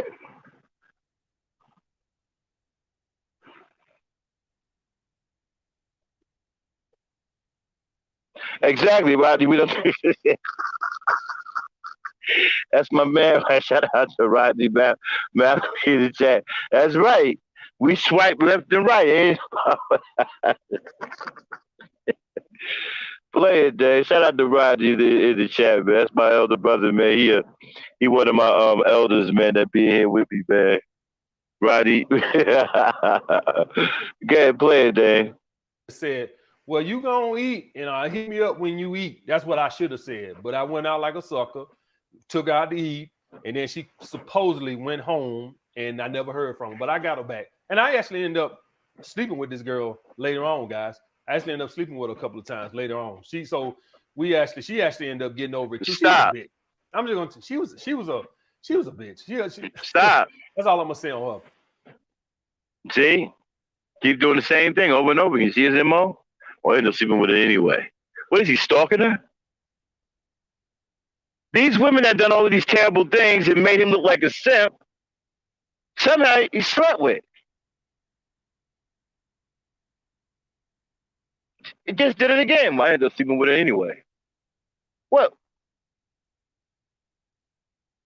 What are you pursuing her? Or are you stalking her? You following her? What is he doing? Play it, man. Went home and I never heard from her, but I got her back. And I actually ended up sleeping with this girl later on, guys. I actually ended up sleeping with her a couple of times later on. She actually ended up getting over it too. She was a bitch. I'm just gonna. She was a bitch. That's all I'm gonna say on her. So that was number 3. Got played for dinner. Next, my ex. This is an old girlfriend. Making me rub her feet and back after I had called her back. What I tell you guys all the time about giving women the power in a relationship. So in this aspect right here, me and her had stopped talking, right? And I called her back. And then she comes over to the house and stuff. I don't call her back. So now I'm in a weaker position. That's why I tell you guys, never do this. She come over that time, so, oh, I just got this tight knot in my back. Right there. And I said, right there. I said, rub it for me. And I rubbed it back. And then that was fine. That was big rub. Then she talking about something. Oh, my feet they so tight. Oh, they so tight. And now she got me rubbing her feet. And I look at her face and she down there looking at me like this. Okay, stop. What I tell you? Stop. What he's not telling you, brothers, is that he called his ex back because he wanted to have sex with her. This dude is a sexual deviant and always got sex on the mind. All right? And it's so deep in him that he's even willing to call back his ex. So she played him out. Let me tell you something, brothers, man. When you break up with your girl, right? If you ain't did whatever you could to reconcile before you break up and you break up, ain't no going back. It's over. Let it go. Move on. That's why you do everything you can before you break up. You exhaust all your avenues. So when y'all make a clean break, you've done everything you could and you're satisfied, it's a wrap. When you walk out that door, that's the end of the chapter of that book. That's the end of that book. Close that book out. Don't go back. He does have a slight point. Going back, not really, I wouldn't say it's giving her power in a relationship, but it does make you weak as a man, though. Because now you got to look at yourself, right? You won't even stand on your own principles. And it does make you vulnerable. So if you're gonna break up, do it if you're in a relationship and is on the verge of breaking up. That's when you're supposed to do everything you can to stop it. And once you've exhausted all your avenues and you can't stop the breakup, once the breakup happens, it's a wrap, dude. Keep it moving. It's over. Go find another woman to be with. Do not go back. You should never go backwards in life. You should always be moving forward. Okay, so he does have a little point there. He's just going about it the wrong way. I agree with him slightly on that. You shouldn't go back. There's nothing to go back to. You broke up, remember? That chapter is over. Don't put yourself out there by going back, because that does make you weak. All right, play it. You guys. Well, I tell you guys, this is where I get the whole suck a whole lot of dick when they come back. What can I say? She had the whole power. I call her back. I show weakness. This is why I tell you guys never to do that, because I already had a girl. I guess I felt emasculated. That I felt. A lot of you guys say, "Well, that's nothing." Yeah, stop. It's no big deal, right? Yeah, once you do all of that and you go back, yeah, you're gonna get all of that. You're gonna get the emasculation. She gonna play you out. She gonna try to get things out of you, okay? Because you came back to her. See, it'd be okay if she came back to you. See, understand something. With women, there's a different set of rules. They can get away with doing things we can't. We can't go back to them, but they can come back to us. Why? Because they're women. They're women. But we can't go back to them. Why? Because we're men. We are supposed to be strong. And then to break up and then go back to her, that's coming from a position of weakness. And she no longer sees you as a man. Let her be a woman and come back to you. So you can maintain the position of strength in her eyes. So she can respect you. Don't go back on your word. It's over, it's over. Now she comes back to you, want to reconcile with you. That's fine. Y'all can work something out. But she can get that. She is a female. Women have a lot of leeway with a lot of things. They can do a lot of things that we can't do. They can get away with a lot of things we can't get away with, simply because they are female.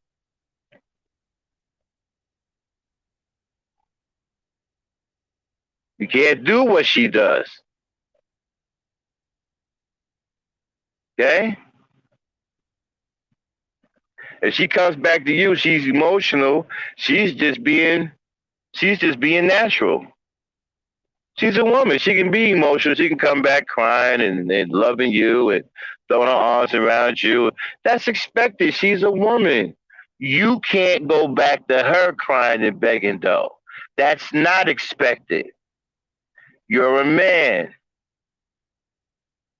She can get that, but you can't.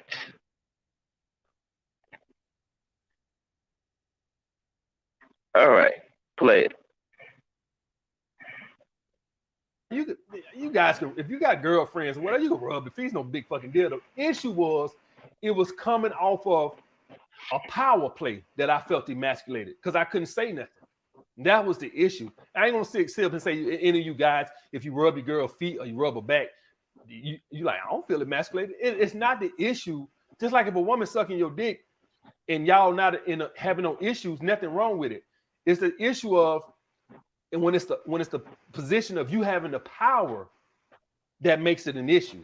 The issue of me rubbing her feet was not me rubbing her feet. Any of you guys can sit and watch TV and rub your girl's feet. It's not the fucking end of the world. Don't make you a simp if you're rubbing your girlfriend's feet. The issue is when you're doing it because she has the power and you can't say no. That's the issue. And that's why I tell you guys, If you're going through a situation with a girl. See, man, these fake superheroes, man. These guys read too many comic books, watch too many movies. You know, there's nothing wrong with doing these things in a relationship with your woman. A loving man cares about his woman. I once drove, 3 miles just to get my wife some Tylenol because she had a splitting headache. Okay, so I went downstairs, jumped in the car, and drove 3 miles to Walmart, got some damn Tylenol, came all the way back. There's nothing wrong with taking care of your woman. There's nothing wrong with doing loving things for your woman.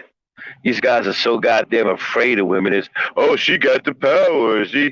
What are you even being with a woman for? If you're not afraid of them, why even be with them? Oh, you rub your woman's back. She got the power.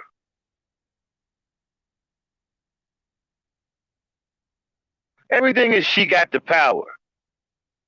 You can't do anything loving for your woman. If you do, you're a simp and she's got all of the power in the relationship. Ridiculous. Play it. And that's why I tell you guys, if you're going through a situation with a girl, I don't care how much you hurt, I don't care how much you want her back, do not call this woman back. For the next month or whatever till we broke up again because I couldn't take her having all the power like that. I felt like a little puppy in a little cage because I can't say nothing. You can't be with a woman like that.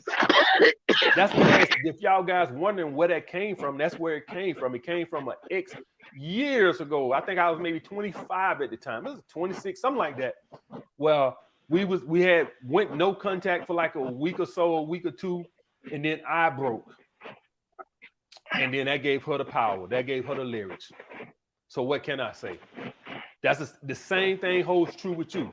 When you and your girl have a little spat or a breakup or something and she calls you back, that's why I sit here and say she's going to have to suck a whole lot of dick because now you have the power and she can't say nothing. Okay, stop. How you going to make... Okay, he was 25. I don't know how old she was. Both of them didn't know what they were doing. Both of them didn't experience a relationship. You don't get no damn relationship to go back and forth with each other like fucking children. He called her back. She's making him kiss the business. Now he on some, oh, you got to do a whole lot of relationship. This is childish shit. Neither one of them should have been in a relationship with each other. Because neither one of them know what the hell they're doing. Again, this is teenage to young adult dating. That's all this is. This isn't anything groundbreaking. He isn't reinventing he isn't reinventing the wheel here. He isn't telling you anything that can't already be self-explanatory. Okay, I'm not even going to try it. He can't even tell you anything here that's not really self-explanatory. There's nothing evolutionary here. Nothing here that we've heard so far should be paid for. Type a 1 in the chat. No, type a 2 in the chat if you think that what you've heard right now shouldn't be paid for. If you think it should be paid for, type a 1 in the chat. Then engage the chat. I'll be and give me a minute. Type a 2 if you think that he said something that shouldn't be paid. Type a 2 if you think that anything he said so far shouldn't be paid for, and type a 1 if you think what he said should be paid for. I haven't heard anything that should be paid for. All right. Okay. 2 from Manoa Islander, 2 for 30 Varmint. The one for life says, right, Max. Mika said her 17-year-old son has more sense than that grown man. My son will around guys like this. Right, because this is teenage to young adult dating. If you've been a teenager and a young adult, you've gone through these things. This isn't anything new. There's no evolution here. There's no. We found the missing link.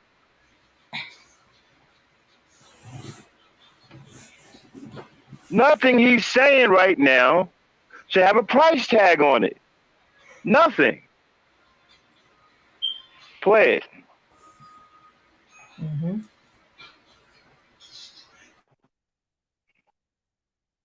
Play it. It is up to me. So never, ever cave after a breakup. She will emasculate you any chance she get. I learned that the hard way. Ever. If you want to maintain the power in a relationship and the respect, she has to call you. Stop. No exceptions. Exactly, Rodney. See, Rodney, this is why I want you to do a GentCulture with me, man. You know exactly where I'm going at. They highlight Rodney's comment.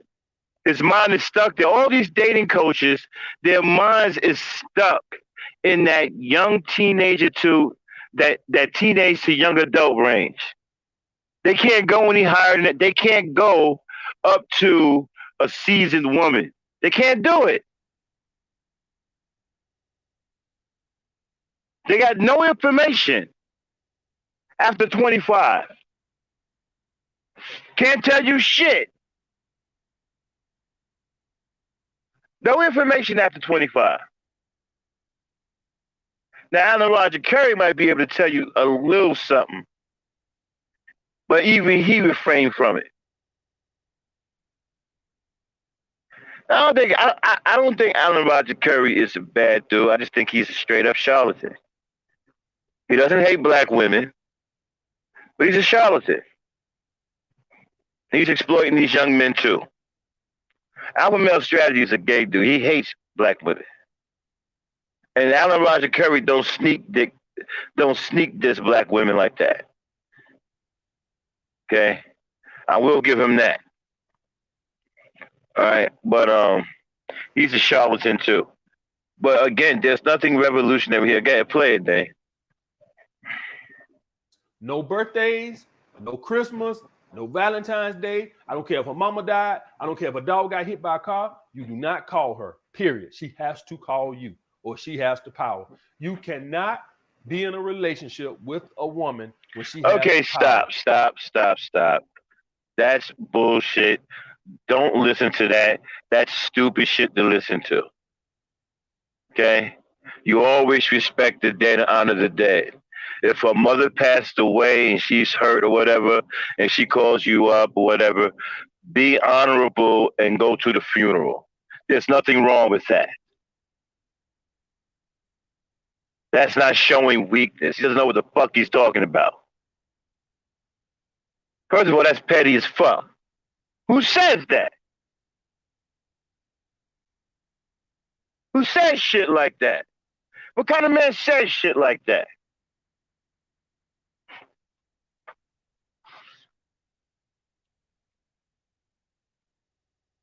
If a mother died, go to the funeral. Be honorable. There's nothing wrong with paying your respects.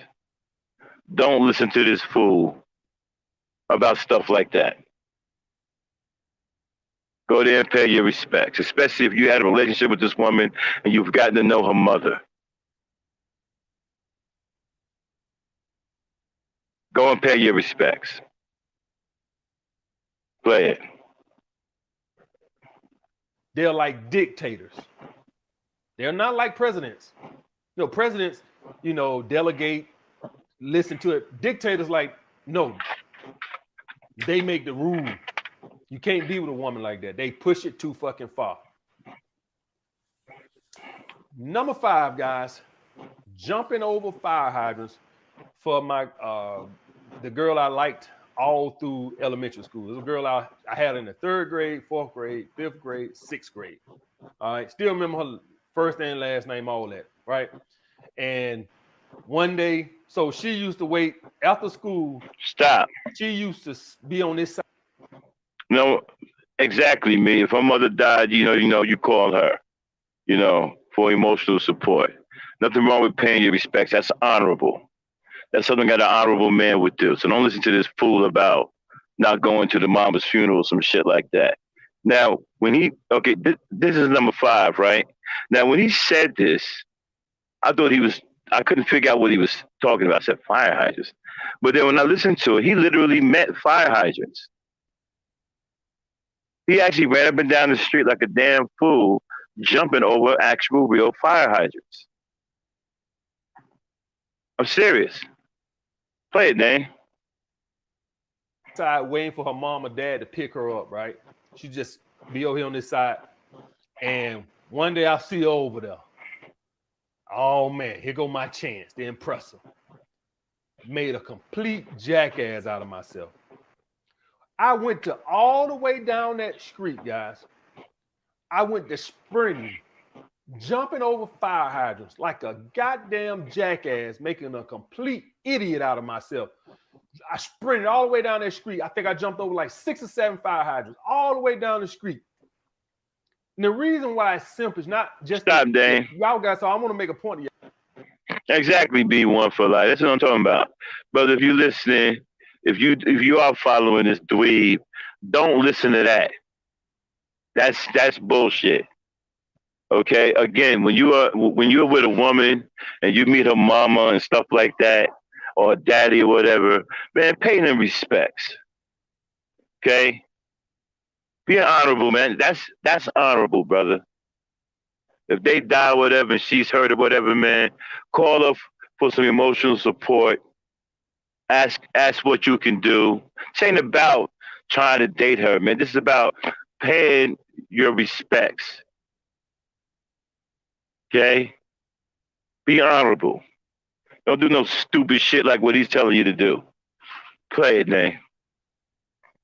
Yo, it's not just simpish because I'm sitting here trying to impress a girl by jumping over fire hydrant. I guess she's supposed to want to give me some pussy now because I'm athletic. I guess I don't what the hell I was thinking, but the issue is this here. Why it's simpish? She knows why you're doing it. I think a lot of us men, when we do these simpish things, we tend to think women don't know, why we do it. So, and I didn't even put this on the list, but I remember a girl in my 7th grade. All right, stop. Come on, man. Stop. I mean, look, we all was awestruck at a very beautiful girl back in the day. Everybody has that girl. Every man has that girl. For me, it was a girl named Octavia. I mean, she was so beautiful to me. Okay? I mean, every time I seen her, she was the most beautiful girl I've ever seen. Okay? And sometimes, yeah, you get a little, sometimes you do some embarrassing shit.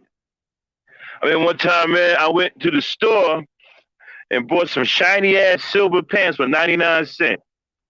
All right, I got them off a rack. They had a sale on these pants that nobody wanted anymore. That was back in the Boogaloo days and shit, with Turbo and Shabba-Doo and all of them. We were pop locking or whatever. So the shiny pants was the shit, along with the Jerry curl, right? So I had went, I was a good pop locker, right? And so I went to the store. I saw these shiny fucking sequins pants and shit for 99 cents. I said, buck, word. Got them and shit, you know what I'm saying?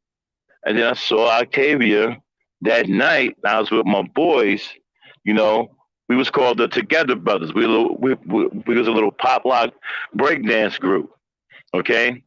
Our leader, man, Rock Lee, was breakdancing and got hit in the tooth with a nickel and it knocked his tooth out.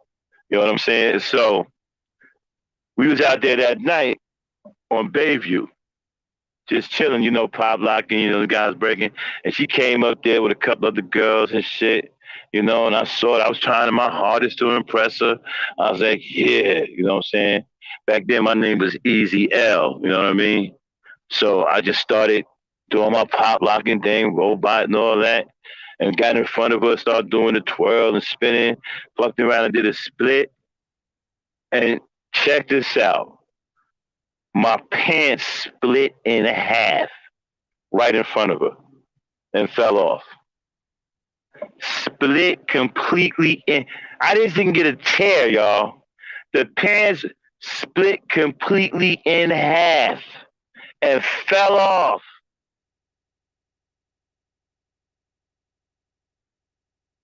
I was in my Fruit of Balloons right in front of her.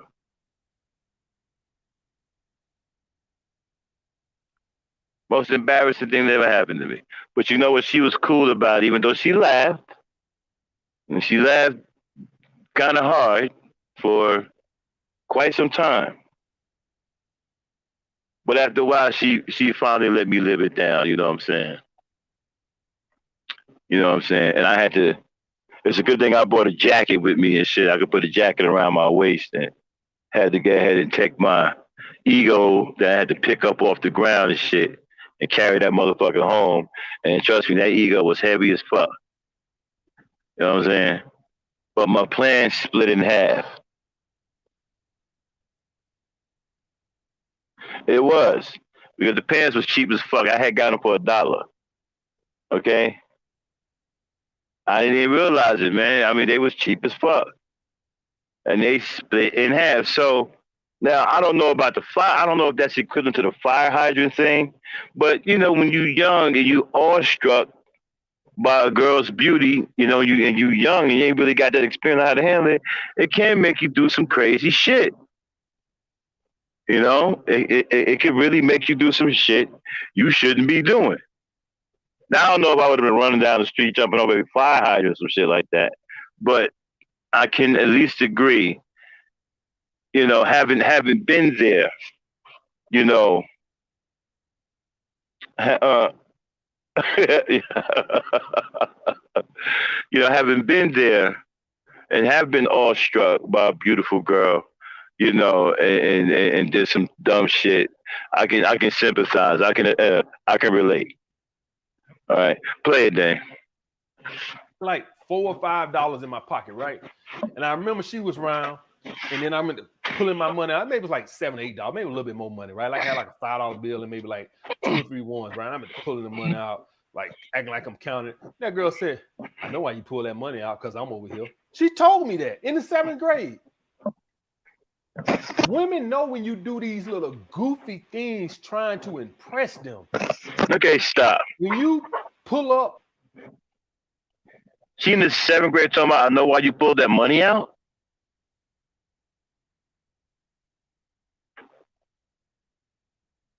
I don't know about that one. Play it, Dan. Blasting your music like a women. Look at this jackass. They know you simping. They know. Never try to impress a woman. I went out like a sucker that day. I know that girl had to be dying laughing on the inside. She had to be. I know I would have been laughing like a motherfucker on the inside if I seen somebody carrying on acting like that. Like a damn fool jumping over. I ain't never stop forgot it. that, guys. Well, I kind of agree and disagree. Okay? What he should say is never try to do something outlandish to impress a woman. Like jump off buildings and shit, or fucking jump out of moving cars, or some shit like that, or jump over fire hydrants, or pop lock with tight, shiny pants on that break in half when you do a split. Maybe that's what he should say.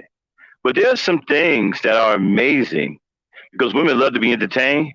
There's some things that you can do that can impress them, like magic tricks. See, I learned how to do card tricks, right? I know some amazing card tricks. That's safe for you to do. That can impress a woman, you know, make her smile and stuff like that. So you gotta, when you're trying to impress them, you gotta pick and choose what you do, though. You know, don't get all out of bounds talking about, "Hey, listen, watch me jump out of a plane without a parachute." Nah, don't do stupid stuff like that. Don't jump out of a moving car doing 70 miles an hour talking about you're going to land on your feet. Don't do none of that either. Find something subtle that's not going to kill you that you can impress her with. Play it. And another thing that made it simple, I had this girl 3rd grade, 4th grade, 5th grade, 6th grade, right? And it was a few times where I actually able to engage. Exactly, Dirty. Stop, blah, Dan. blah, blah. And went out scared, don't say nothing. For Dan, stop. 3-4. Put Dirty's comment on the screen. That's exactly what I'm talking about, Dirty. It's guys like him who are the reason why men treat women like shit. Exactly. He's trying to make women worthless in the eyes of men. That's 100 right there.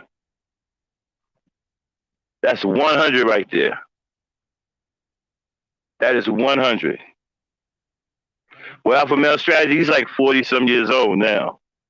Or 30, I don't know, 35, 40. See, he's somewhere around. Put him on the screen, Dane. He's about 40-some years old. Play it. That's him right there, y'all. Play it, Dane. Like a damn fool jumping over. I ain't never forgot that, guys. And another thing that made it simple, I had this girl 3rd grade, 4th grade, 5th grade, 6th grade, right? And it was a few times where I actually able to engage her and tell her, hey, you know, blah, blah, blah. And went out scared, don't say nothing for 3-4 years. Ridiculous. Some of you guys right now got a girl at your job or a girl at your school or college right now.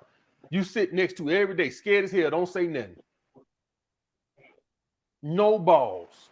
At least I had an excuse. At least I was goddamn like 10. What's your excuse? Girl, right now, you done seen her every day at work. Ain't said nothing. Going out like a sucker, especially some of you grown motherfuckers over here, 30, 40 years old. It's a woman at your job right now. You've been fantasizing about. This woman is smiling because she was finally Okay, take him on screen there. Play it. Yeah, but that's who he is. Man, he heavily monetized. God damn, you can't even play his shit more than... Ooh, he getting money. Play it, Dane. Play the audio.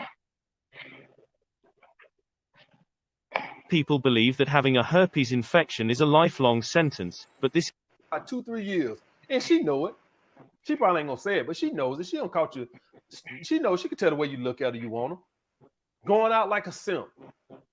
Ask her out for a drink, and this is not no friendly invitation. I want to fuck you in your ass invitation. God damn it. All right. Okay, stop. Next guy. Sisters, take note, and brothers too.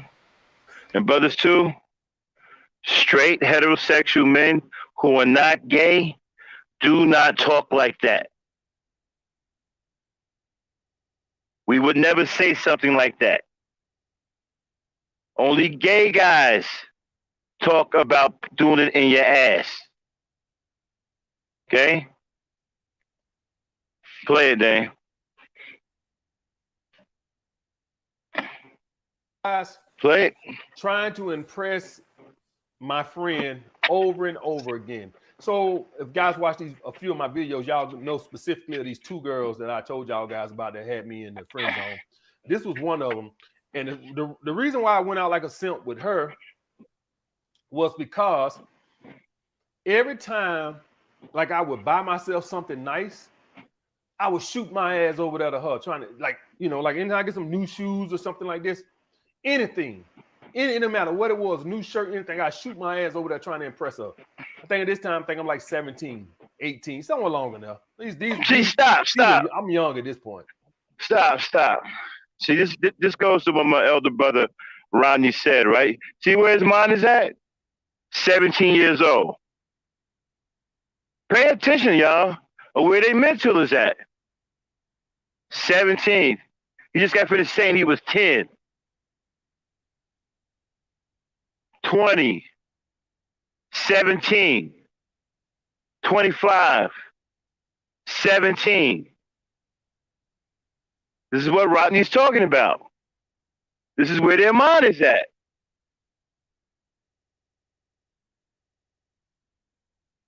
Play it. All right. The issue y'all guys got, and y'all guys wonder, why would I do that? Because I knew she was about money. For y'all guys wondering, why would I do that? I knew she was about money. It was no doubt. I always knew at that point that if I ever just could get, If I could ever just stunt like I had enough money, I knew I could fuck her. Now I ended up fucking her a few years later when I finally started getting a big income tax, and I was able to go get them pull-out grills and the necklace and some FUBU platinum. So I ended up getting Okay, stop. Years later, but okay, told off on himself again. Told off on himself again. He like the biggest simp in the world. Is he not? He just told you that he went off and had sex with the girl because he was getting a big income tax check. And he knew that she was a gold digger. Come on.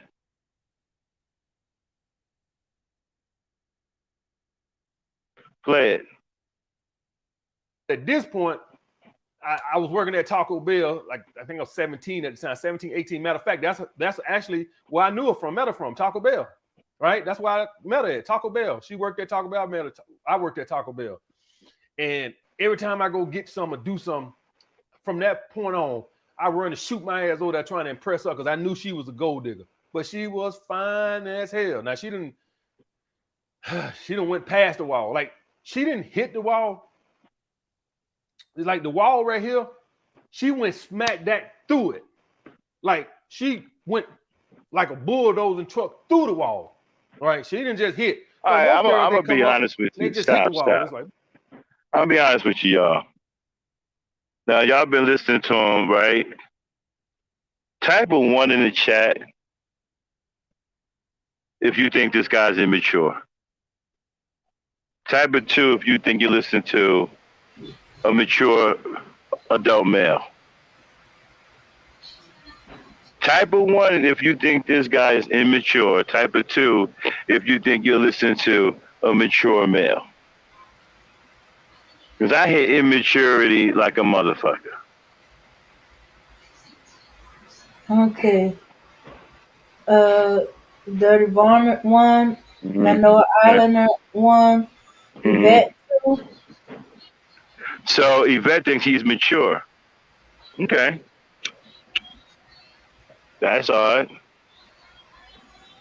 Okay, these clowns hung up on stuff girls did them in their teenage years. This is why they walk around hating women. Damn. Rainbow. B1 got 1 in Rainbow. So, no, 2 is immature. No. 2 is mature. 1 is immature, you bet. I said type of 1 if you think he's immature. 2 if you think he's mature.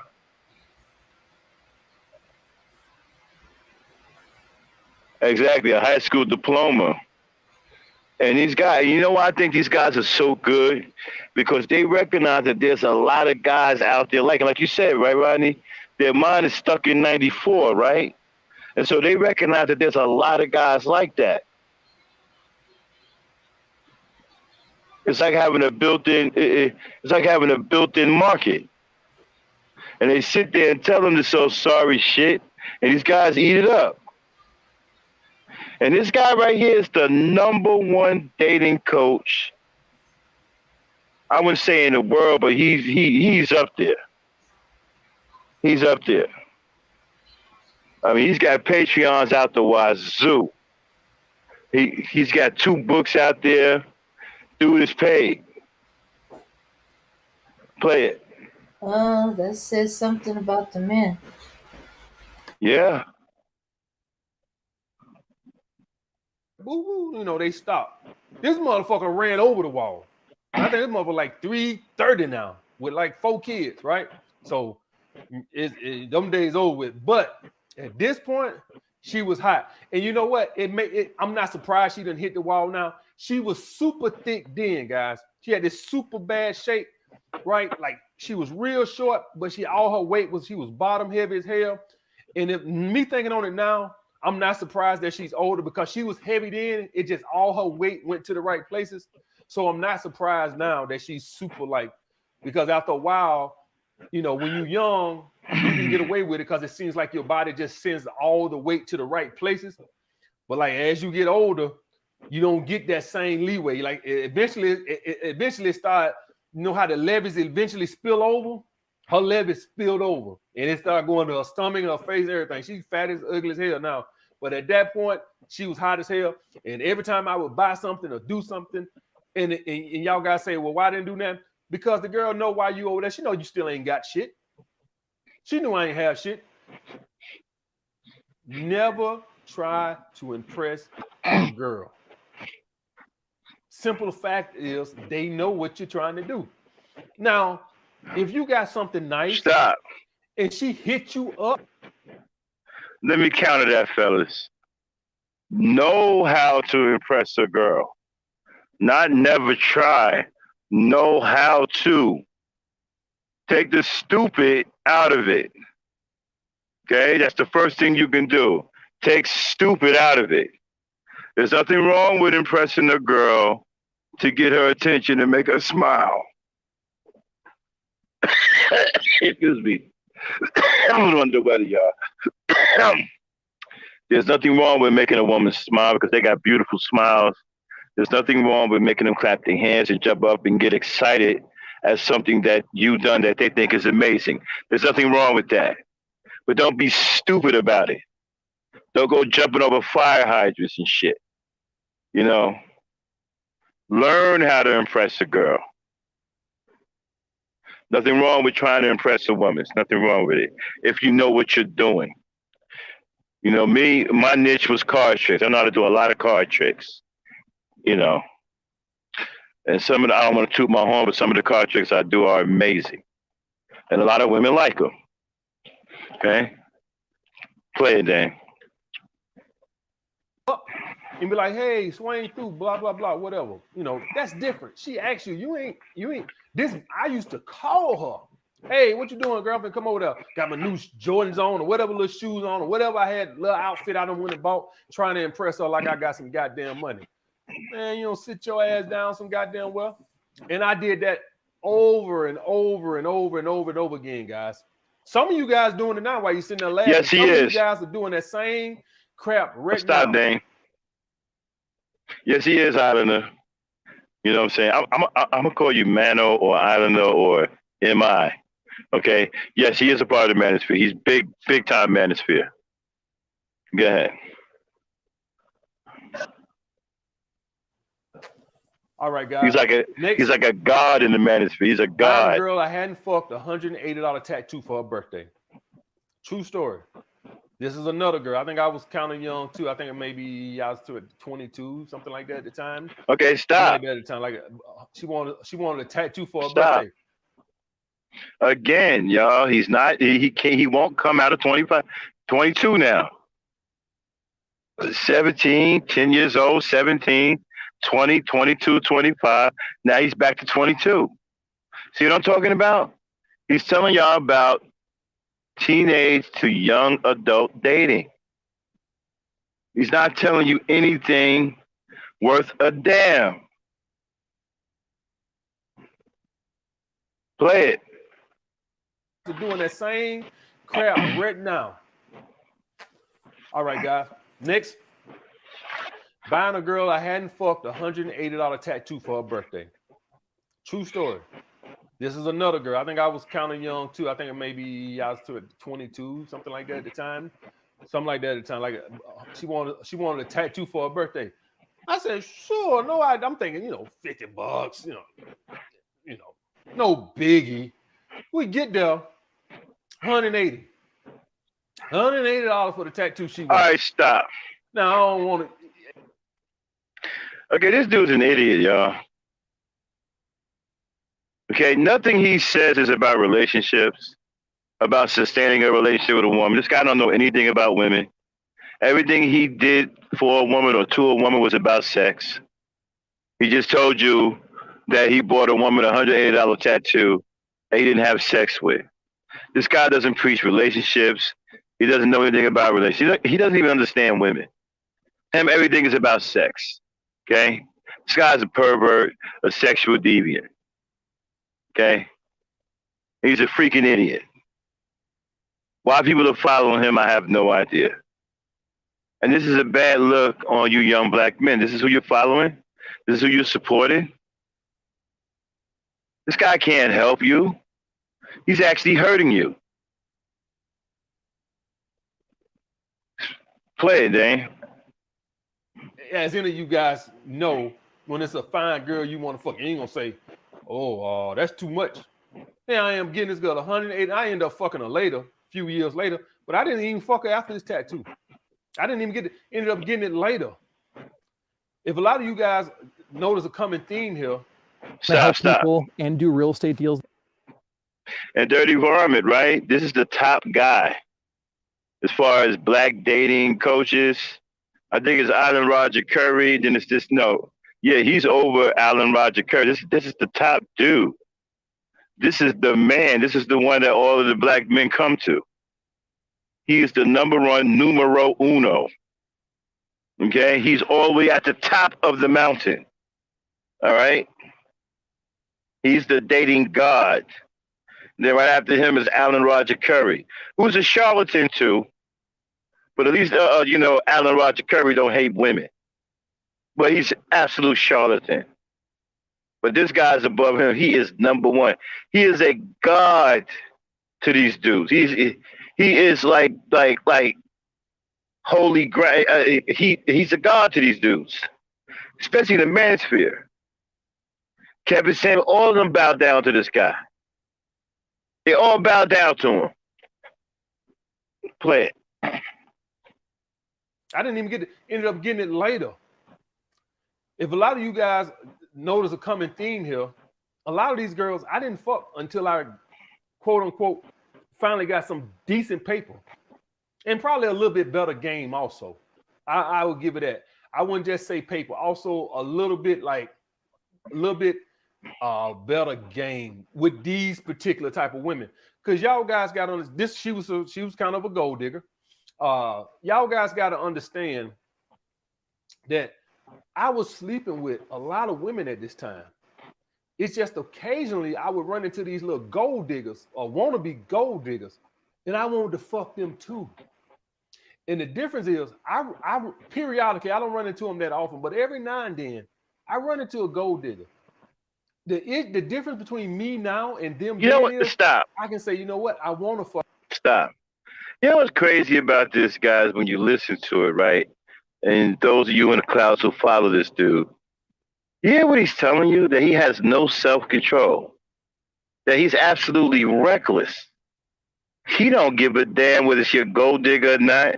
She got her head screwed on tight or not. He just want to fuck. That's your idea of a what? I mean, that's what you guys looking for?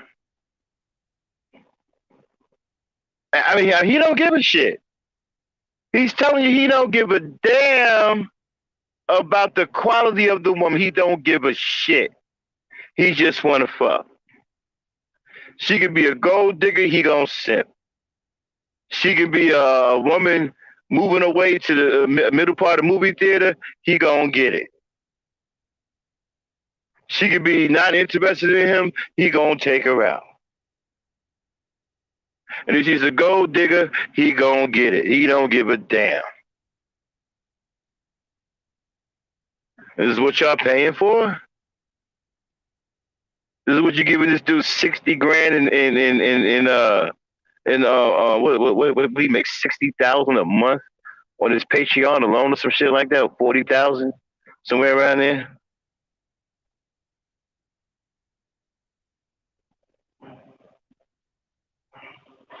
Play it. Fucker. But I'm not finna do nothing or try to impress her to fuck. I just walk away. At that time, I would actually try to fuck him. That's the difference. Now, if I run into a girl like that who tries to do something like that, I'm gonna say fuck you and walk away because I realize you can't fuck them all. But at that time, I was so controlled by my hormones that it didn't matter if I was sleeping with 25 women a year. It didn't matter. I still wanted the ones I couldn't get. Me now, just being older and more mature and more disciplined, I can just say, you know what? I don't need to sleep with every woman that I encounter that looks good. All these girls, guys, at the time, they were young and hot. None of these girls were no 7s or 8. To me, every one of them was a 9 and 10 at the time. I don't know how most of them look today, but at this time, every one of these girls 9 and 10, and they all, as in some kind of way, were about them dollars. Me today, I would just walk away and say, go find you a simp. At that point, my dick would say, man, you better do it. Man, you better. And that's what, the point of me trying to tell you guys, some of you guys do that now. Some of you guys sleep with a bunch of women. Exactly, Mika. This is all bullshit. These guys are charlatans. These stories are made up. Probably there's some truth to some of the shit he's talking about when he was a teenager. But all this shit is made up. Him 25 women in a fucking year. All this other dumb shit. This dude ain't got no fucking logical sense about women whatsoever. Okay? And the book that he wrote is about mumbo jumbo. It's a bunch of bullshit. Okay? So, it's just crazy. Play it, Dan. But you run into these little materialistic girls, and what I'm telling you to say is walk away. I know your dick saying, man, you better try to fuck her. No, you gotta walk away when you run into these materialistic ass women. All right, guys. So bought a girl a $180 tattoo that I hadn't fucked. You can make a good argument, right? That if you fucking her and you've been fucking her for 3-4 months, you can make a good argument, man. $180 tattoo for a girl I've been fucking for 4-6 months, whatever.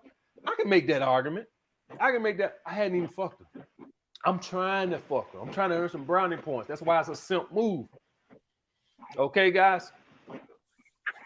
Next, trying to impress women with the Mercedes. Oh, man, I remember those days when I first got that Mercedes. So, this is the issue with the Mercedes, right? I couldn't, in New York City, it's harder to floss your nice ride in New York City. Let's say it like that. The reason being is, you know, when you stay in a city that doesn't require, you know, that doesn't have like a train system, you know, most times you go pick the girl up, right? Or you meet, you know, at the restaurant, right? And so if you or stop, bar, stop, Dan. You go on yeah, you can't really floss your ride in New York unless you live in one of the boroughs like Brooklyn or something like that. Brooklyn, Staten Island, Long Island. Long Island would probably be the best place you could floss your ride because Long Island is big, it's roomy out there. But if you in downtown Manhattan, man, you might as well catch a cab. You don't even want to catch a cab. You'd be better off riding a bike in downtown Manhattan. Because you're not getting around during the day. You're not getting around in New York in a car, man. Not in downtown Manhattan. That's why they use like a lot of messengers and stuff like that. And people come to work like 4:30 in the morning. And this is why they use a lot of messengers over there because it's hard to get back and forth in New York in a car. Even in a car service or a taxi cab, it's hard because of the traffic. And don't let them have a road shut down somewhere. Man, it'll mess traffic up for 40 blocks. I'm serious. Don't let them have it. It's already bad enough that you got 1,000 people on the side. New York is, if you ever been to New York, y'all, New York is incredible. Just the fact that walking around in downtown Manhattan is unbelievable. I mean, there's 1,000, I mean, there's like 30, 40,000 people in one space at one time. I'm serious. I bullshit you not. Okay, and then you got like 1,000 people walking in one direction on the sidewalk with you. You got 1,000 people coming the opposite direction. And when they meet, you think they're going to bump into each other, right? But they got it down pat. As soon as they meet each other, everybody step to the side and create these lanes that everybody can walk through. It's crazy as fuck. You know what I'm saying? And there's traffic everywhere. I mean, it seemed like the cars never move. Like, you can go and get a sandwich and shit, and you see a car at a stoplight. Go get a sandwich, eat, talk some shit. 2 or 3 hours later, come back, see the same car at the same stoplight. Motherfucker ain't never moved. You know what I'm saying? I mean, so that's why they got messenger services, and people just come to work like 3, 4 in the morning, sleep in the damn office or some shit like that, and then they get up. They ain't trying to go nowhere. They call those messenger services. And those messengers, they got these bikes. They ride around. They get around on bikes because bikes is the only thing that don't stop. You know what I'm saying? I'm talking about regular bikes with pedals. Okay? That's big business in New York because they don't stop. They can get through anything. They can go around the barriers. They can get in between cars. They ain't got to honor stoplights.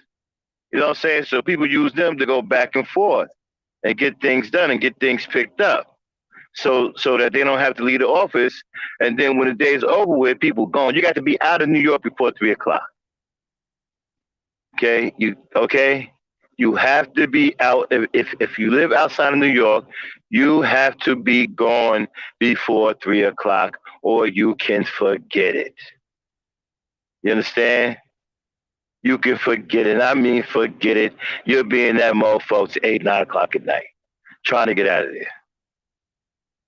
Okay, I'm sorry. I digress. Go ahead, play it, Day. A date, right? So let's just say bar. So you go pull up to the bar, your car's outside. When y'all go outside, she get in her car, she get to see your car. You don't have to try to stunt too hard. Not in New York City. So I would have this nice new Mercedes parked 2 blocks away, right? Because that's where I found parking.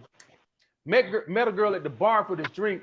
She drove, I drove, but she don't get to see my car because it's parked 2 blocks away. It's not like down south where you pull up to the bar or the restaurant and you right in front and she get to see your car.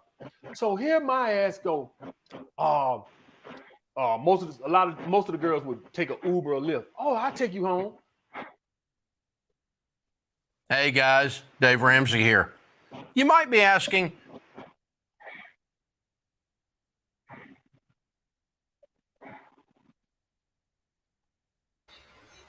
Okay, sorry, y'all. I stopped it for a moment because of the commercial.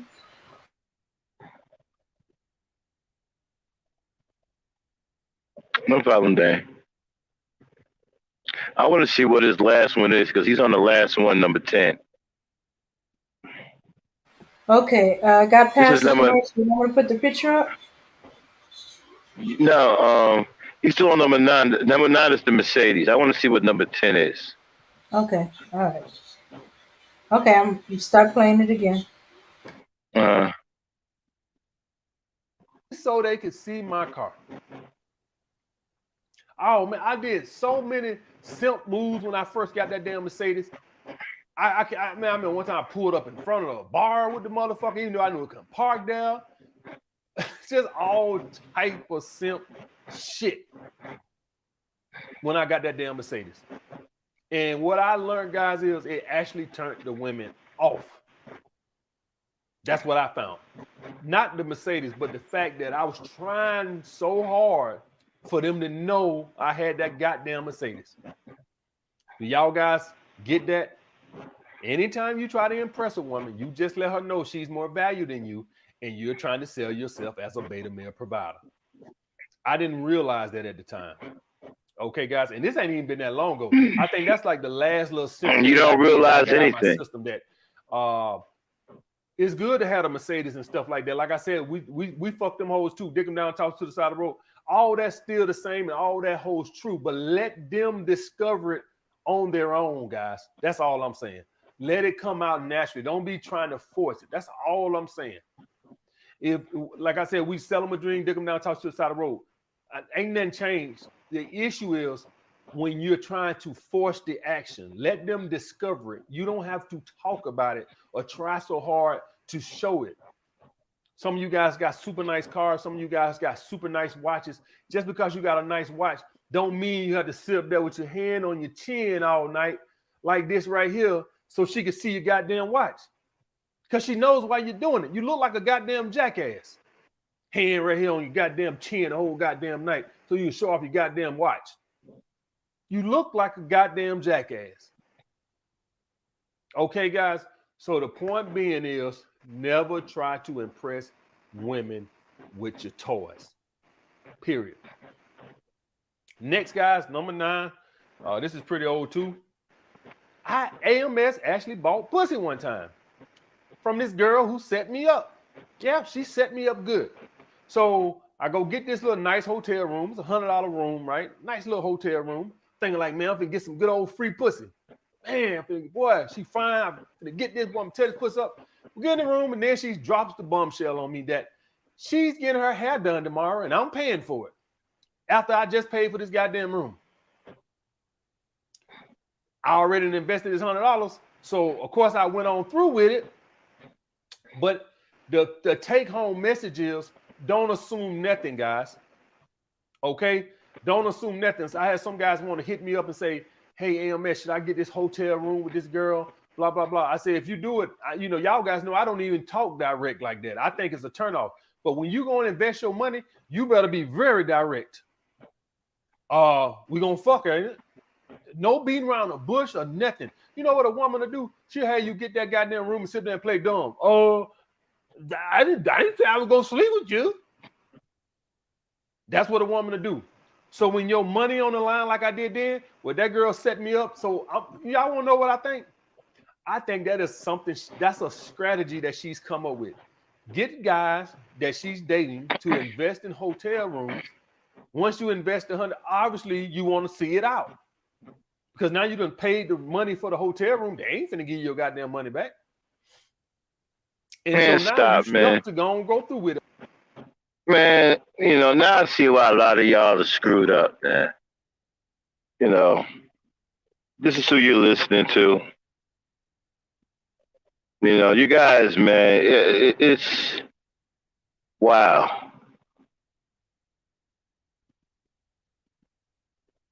And you know what? And no matter what people tell you, you won't stop listening to this guy. You're not going to stop listening. You're not going to, it just, now, I mean, I understand why y'all have problems. I understand why you have problems, man. What are you doing paying for a hotel room for a woman that's not your wife or your committed girlfriend? You don't pay for no hotel room if you're not in a courted relationship with this woman to where y'all don't either got engaged, okay, or you're in a committed relationship, or it's your wife or your sister or your mother. You don't paying for a room.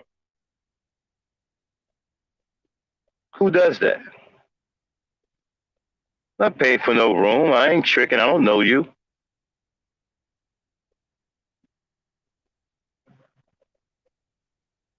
I mean, who does that? You meet a girl on the street, you want to have sex with her, yo, we're going to pay for a room. What?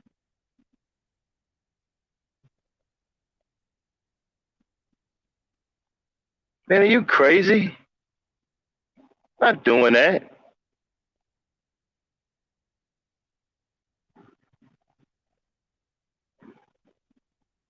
And you guys who are sexually uptight and sexually disturbed and sexually desperate, yeah, you gonna do that. You gonna meet some woman who gonna be on some Sam Cooke shit, and you gonna pay for a hotel room. That's gonna be the last thing you do. You don't pay for no hotel room if it's not your wife and kids. A committed relationship with a woman that you're engaged to, or your sister or your mother, y'all going on a trip and you're paying for their hotel rooms, family members, that's it. Some random chick on the street that you just met talking about you want to hit, you gonna pick, man, you out of your damn, you lucky you don't get killed. He lucky to be alive. Y'all know that? That's why I think what he's telling you is bullshit. You know how dangerous it is to be some random woman on the street and she's offering you sex and you dumb enough to fall for it and you go and pay for a room? Do you know? Do you know that's how people get killed?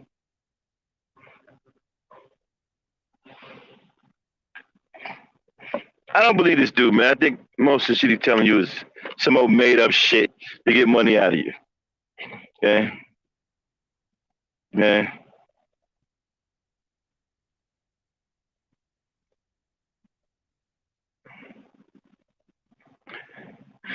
Well, no, he's not right about that either, Kendall. You can't impress him with your thought. You see, he doesn't.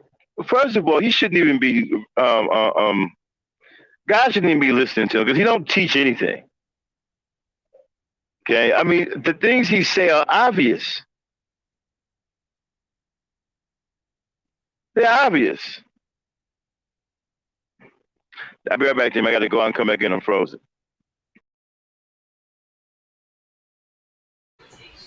Okay.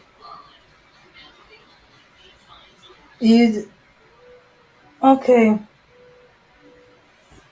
It's one thing you got toys and they happen to impress a woman, but you don't go out and get a toy just to impress a woman.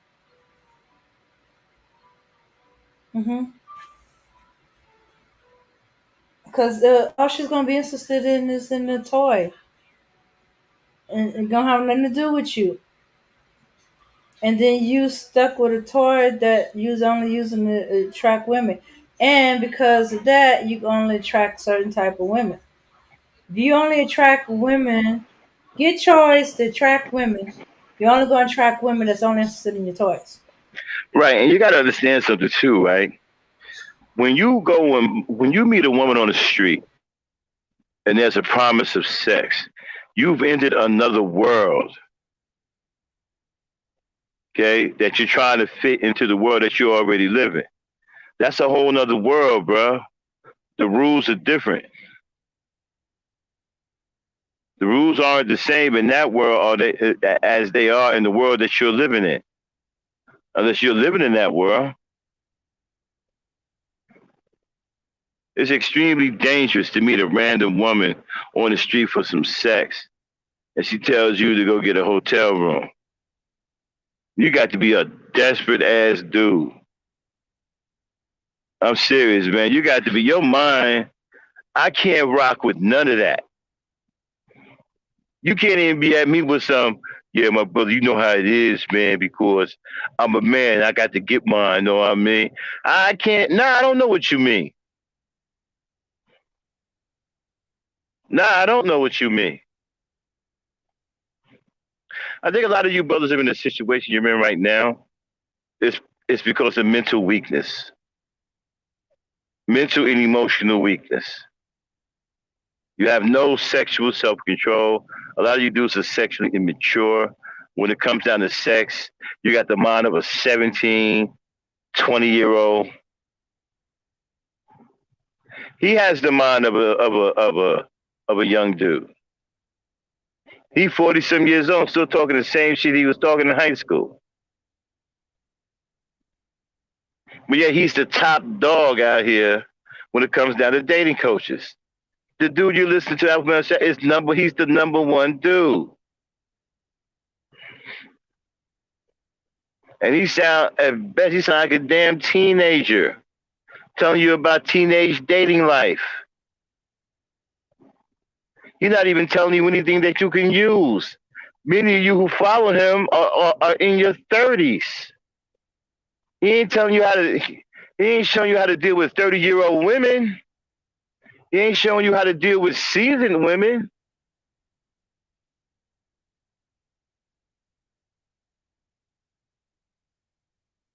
And he still didn't say how to be in a relationship with a woman.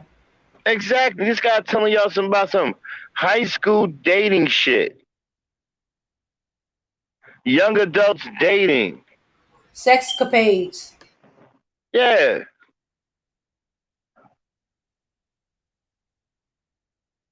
Play it, Dan. I want to hear what number 10 is because he had 10. Go ahead. Or take the loss. The average person is just going to say, fuck it. That's actually a pretty smart strategy from her. The issue I tell you with you guys is anytime you guys are gonna do a hotel room and stuff like that, be very direct in what what you want to do. You don't have to be direct when a woman coming over your house. You ain't losing shit. If she fuck, she fuck. If she don't, hey, you lost 20 minutes. Big fucking deal. But in a situation like this, where you're gonna spend $50 to $150, just depending on what your budget is, even if you only get a cheap $50 hotel room or $60 Motel 6 room, if you paying $60 for a hotel room, obviously you don't got a lot of money. That's gonna be a lot of money to you. So somebody else might be like, oh, it's only $50 or $60. Yeah, to you, to somebody else, that's something. So when I like a simp, guys, end up having to went on and getting the money to get a hair. Then you're gonna tell me something. Yeah, everybody wants somebody to deal. That's what she told me. Everybody wants somebody to deal. That's what she told me. I ain't never forgot that saying. But the pussy was good and the head was good, so yeah, it worked out okay. My issue is I don't believe in paying for pussy to this day. It just goes against my principles of who I am. If she would have told me that before I went to the hotel room, I would have told her to go kick rocks. Dead serious. And she was fine. Even all the simp shit I've ever done in my life, guys, one thing I've always been against, and I'm gonna be against to the day I die, is buying pussy. I know some guys want to say, oh, well, you go out to dinner, it's the same thing. You buy dinner, you buy drinks, it's the same thing. It's a principle. It's the principle of the matter. If you step on my shoe.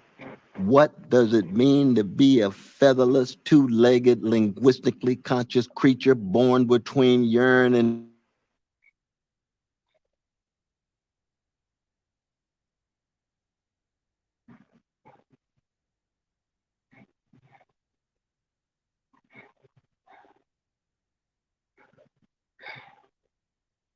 Dead serious. And she was fine.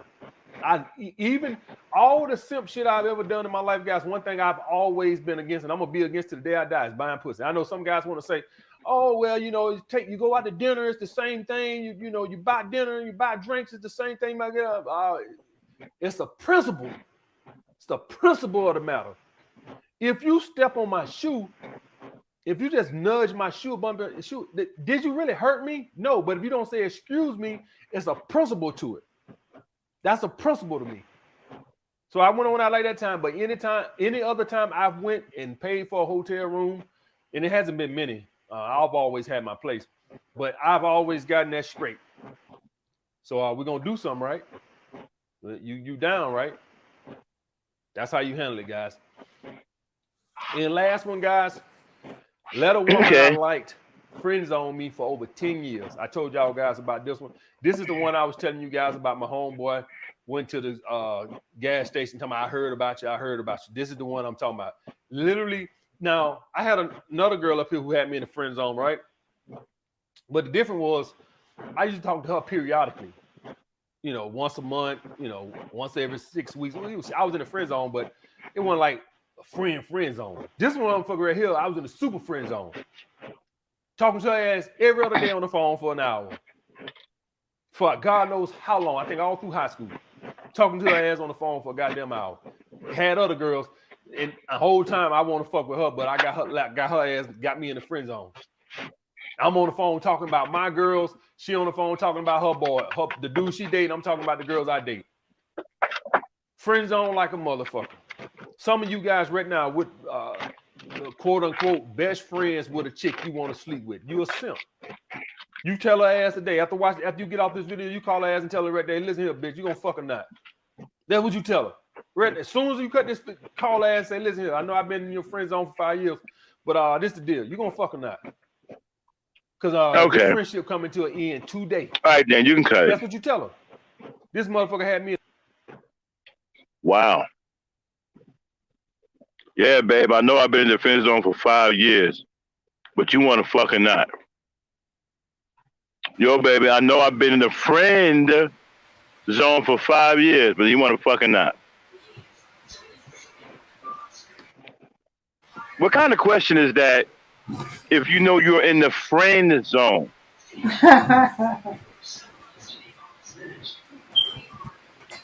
I mean, this guy's not even good. Man, this guy ain't even good. Man, y'all ought to be ashamed of yourselves. following this dude. He ain't even good.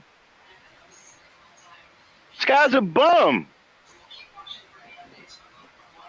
Damn. At least I agree with some of the things Alan Roger Curry said. This dude's a bum, man.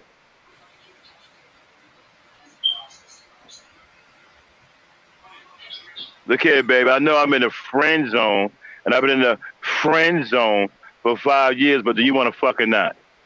What? Wow. All right. We're going to drop the link. Anybody want to come up for a little bit before we get out of here? So, Dan, what do you think about this GentCulture?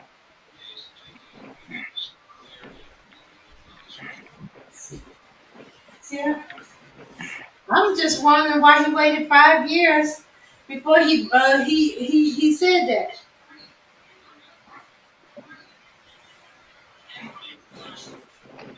He felt like that.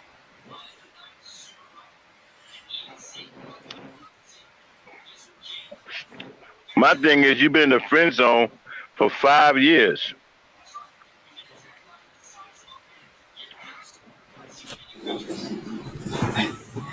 Yeah, so he must have been getting something out of it.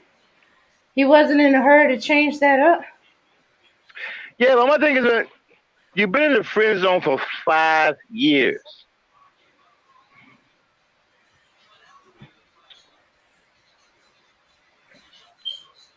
What you talking about?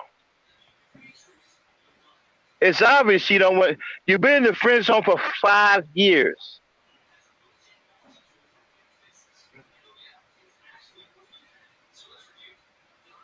It's obvious you don't want to do anything.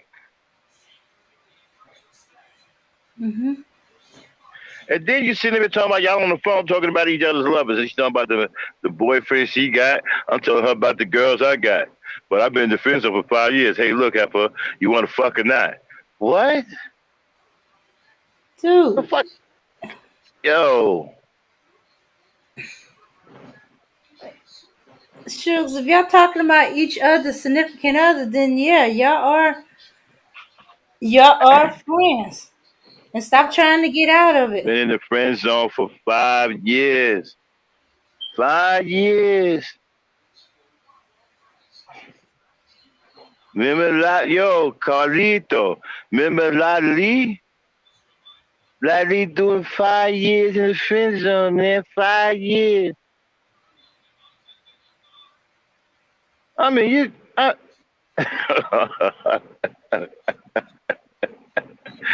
well, my brothers, man, I hope y'all learned something tonight. That's the famous alpha male strategies. Maybe we'll do another piece on them at some point. But the next guy we got coming up, but not tonight, on the next GentCulture, as we take a closer look at the so-called dating coaches that all of a sudden black men are getting into because they're trying not to be totally worthless. The next one up is number 2. This was number 1. We're going to count down from 1 to 5. We're not doing any more than that. We're not doing any more than 5. We might not even do more than 3. Okay, because probably by the third one we're probably going to be tired and you know, don't want to hear it no more. That's if we even get past Alan Roger Curry. He might not even listen to all that. So next one up on GentCulture is the number 2 dating coach in all of niggerdom.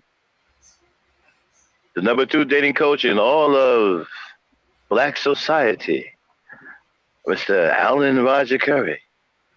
Well, I'm gonna tell you right now, it's much smarter than this idiot right here. Okay, I mean, this dude is a childish. Alan Roger Curry is a grown ass man. I will give him that.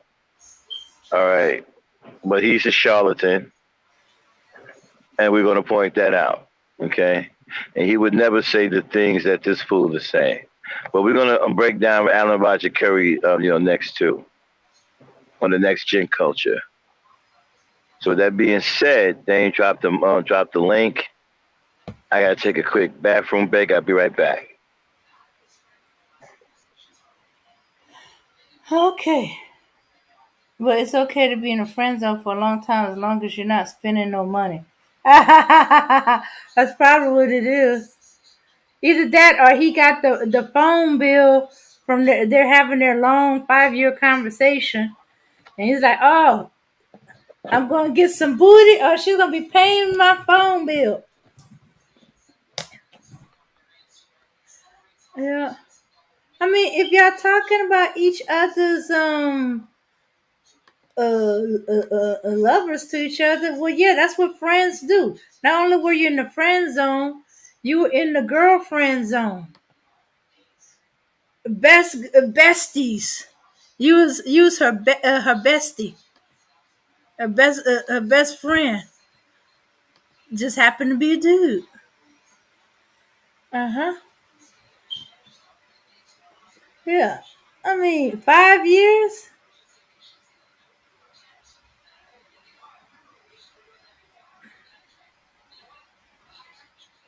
Yeah. It's not like she had you hanging on and she was saying the other dude was a friend. Although with that song, nobody is going for that no more. The BFF zone. Yep, exactly. Now there's some twisted truth, Kendall. He never talks about being in a relationship. He just talks about sex and getting sex and and and and, and the things he did to get sex and what was his mentality at the time.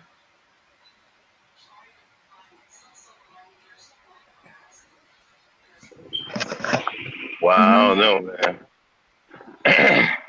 Yeah.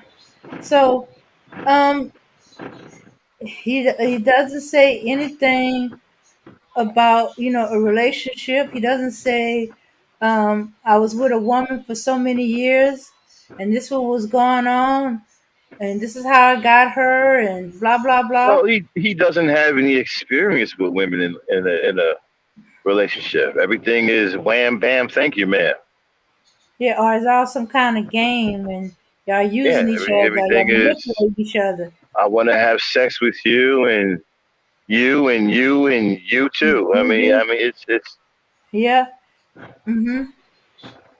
Yeah. And he mentioned about the lack of self control. Somebody did the calculation. If he was doing 25 women a year, that was a woman every 2 weeks. Pretty much. Hmm. I was like, wait a minute. So he had 2 week relationships, or he had a relationship with a so-called relationship with a woman till the next woman came along. 365, was it? No, how many weeks is there? 26 weeks? 52 weeks. 52 weeks. 52 weeks.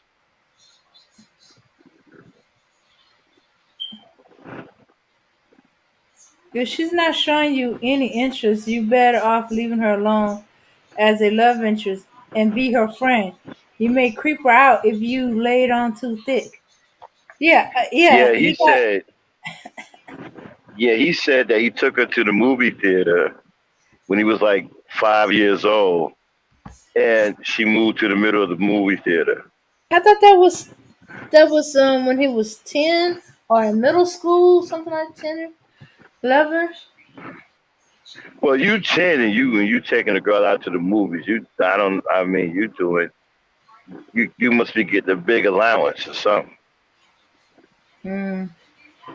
I couldn't take no girl out when I was 10. I was a 10-year-old broke kid. I lived home with my parents. I had an allowance, but I wasn't on it like that. Well, I see.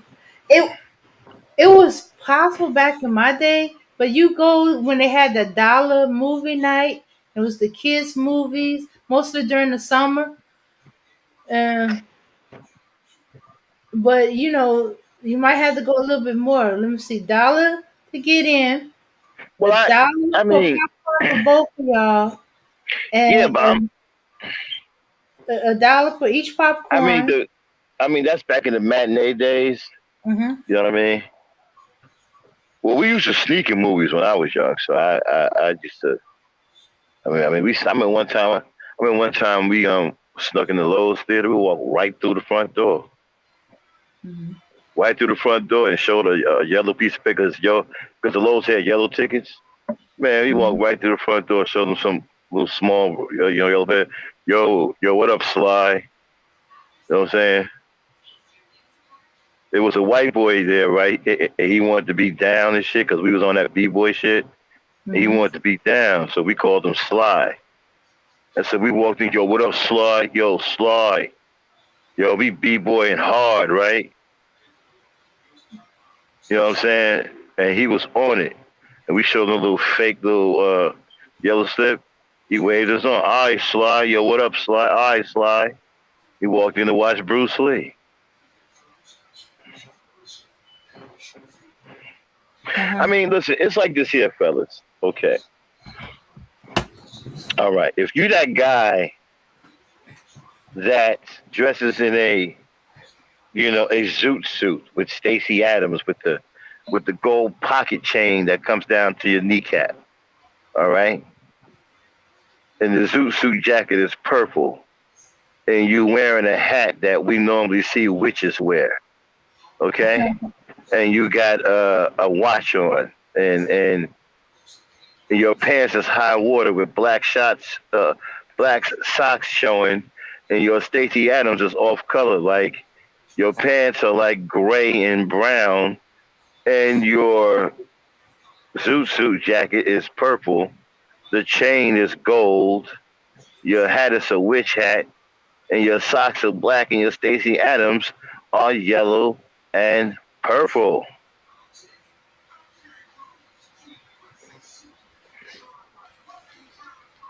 And you got the super gangster lean when you walk. When your gangster lean is so hard, it looks like you shaking your hands and about to shoot craps every time you take a step. Now, if you want it like that, I understand you're a bad mamma jamma. I get all that. But here's the problem, right? A lot of women really wasn't into all of that. Women are very, and not all of them. Some of them will, get to the sartorial thing. But most women just want you to wear a decent pair of pants and a shirt. You ain't got to be broke down like that with the straight gangster lean and, wearing the fake Stacey Adams with the plastic bottoms that if you run, you can't stop. Because if you try to stop, you slide about 30 feet.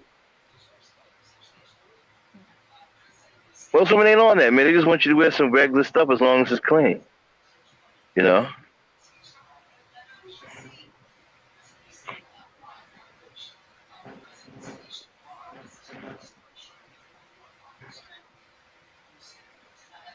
Damn.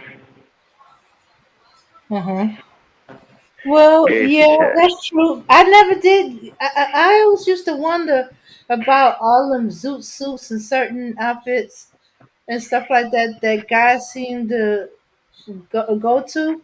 I don't remember any women being that interested in it. They didn't talk about the clothes. It was other guys complimenting them on their clothing and their style. Only time I seen women compliment is like when what? Dang. I never said women were wearing zoot suits. I didn't say that neither. I said I never noticed that women paid any attention to the zoot suits. As far as that's why they dated the guy or why they no, that's what I mean. They women weren't really on it like that. I mean, you may find one or two that may be impressed by the zoot suit because they think he's got money. Because zoot suits were expensive back then, I believe. So I think he had like the $40 or $50 for the suit, right? And so, hold on one second. What is going on here? I'll be right back then. Yeah. All right. Yeah, as I was saying, I always noticed when it came to styles of clothes, whether the zoot suit. I'm trying to think of all the men in clothing um, coming up, or the tennis shoes. In this case, it wasn't the women or the girls so much about the shoes or the clothing. It was other guys. Only time I've heard women or girls compliment is like when they're in a suit or when they're in a tux. Finna go out on a date. Certain classic look of men when they're going out. Like on a date with a woman. But all that other stuff, the flashy stuff, the fads or the styles or whatever is going on, not so much. Even today with the tennis shoes. Only reason why I know the little bit I know about all the different tennis shoes is because I had a younger uncle, have younger cousins, and and they were all into the shoes like that. The Jordans, the British Knights, I'm trying to think. Uh, there's a few on Timberlands, but it's mostly like the different styles of tennis shoes. Um, mm, and let me see. I'm trying to remember certain styles of things, but yeah. But when women compliment men on their clothing, it's usually something, usually the classic looks when they're going out, or the tux, or certain cuts of the suit, the suit that fits just right, you know.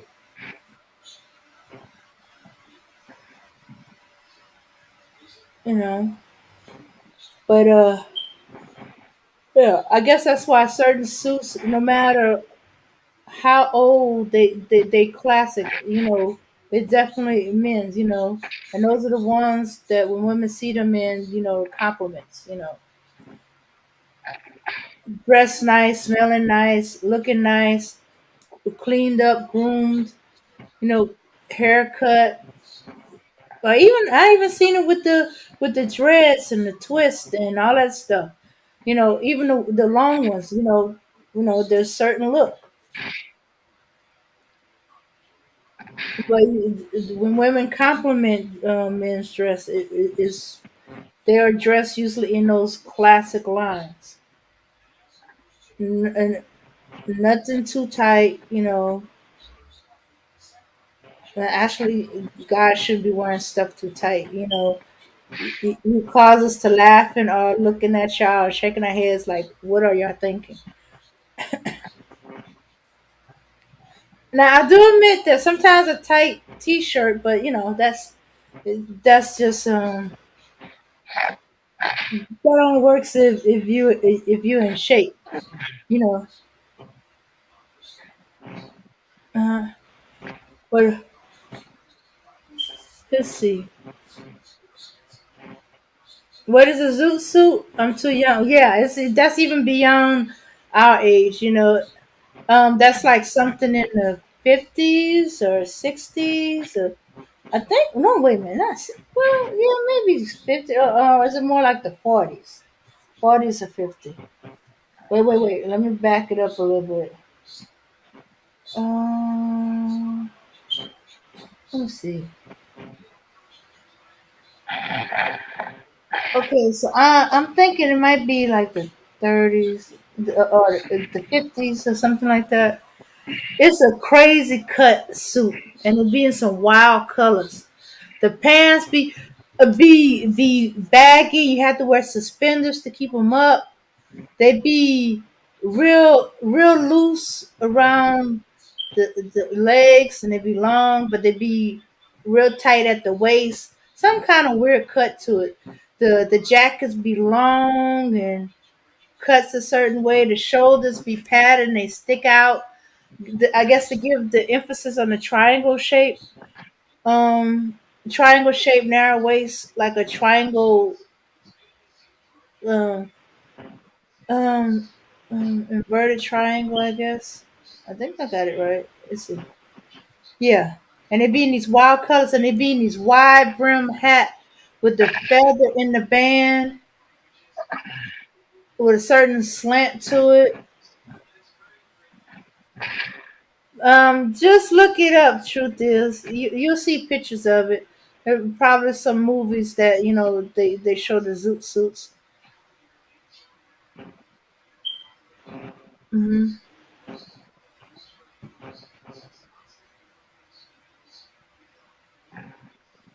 Yeah, it was.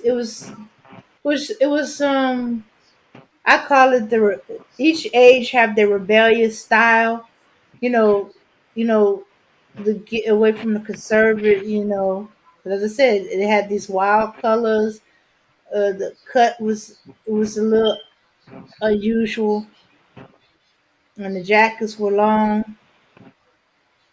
I seen one and where the woman took the jacket was so long that the woman used it as a dress. Just the jacket. The jacket with the belt and use it as a dress.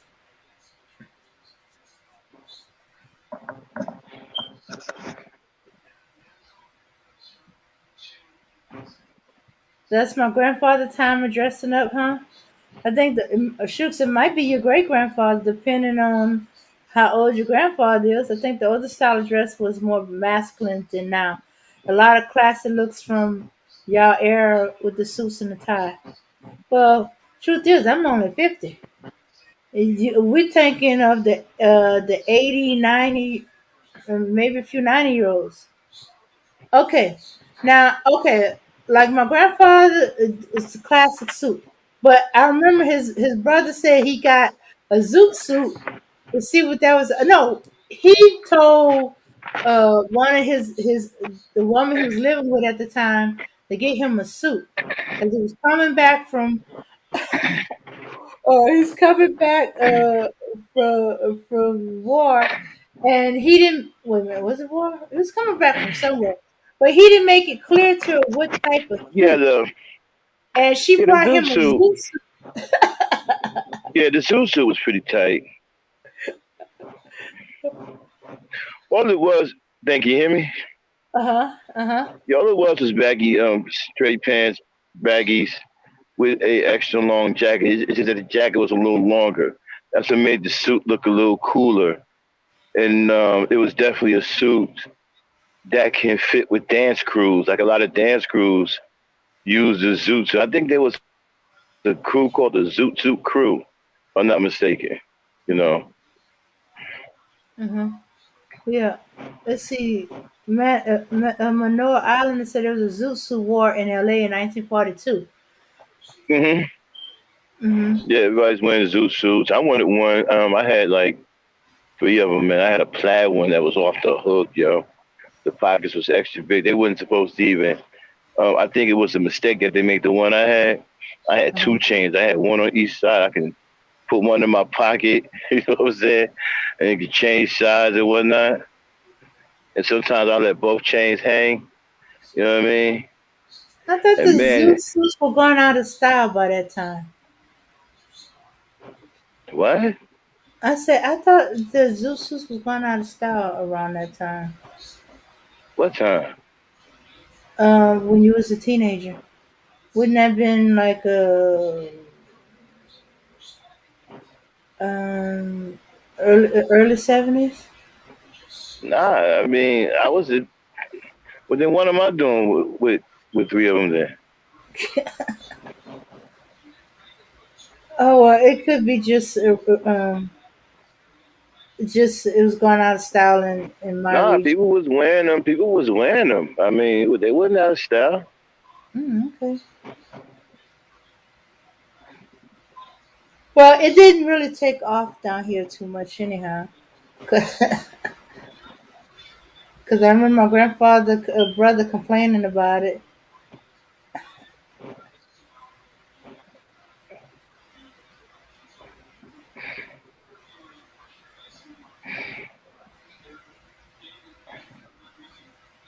Zoot Suit Wars.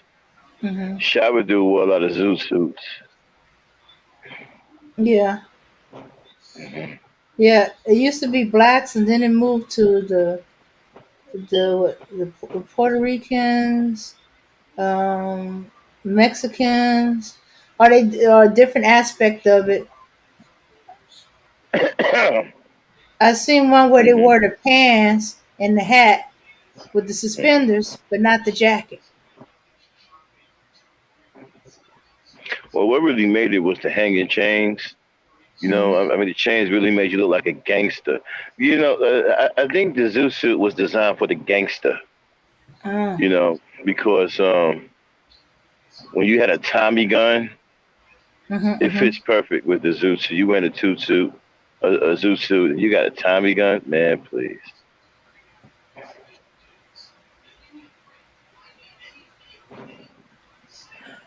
Oh, Dirty Barman said the Italians really liked it too.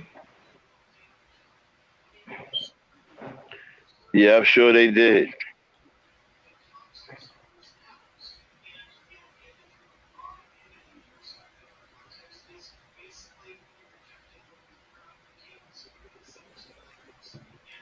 All right, so I guess nobody wants to come up Yeah, and let's go on and talk. shut it down. Mm-hmm. All right, y'all, we're gonna get on out of here. Thanks for tuning in. It's GentCulture.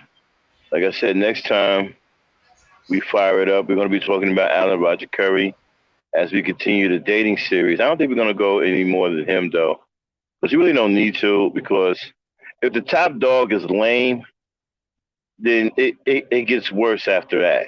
So it's probably no need to even go into that many of them because the top dog is lame. What do I need to go listen to five or six others for? You know what I'm saying? The best dating coach on the scene he's lame. You know, at best. Okay. Truth is, ask a question. He said, "What demographic, age range of brothers do you think listen to him, to AMS?"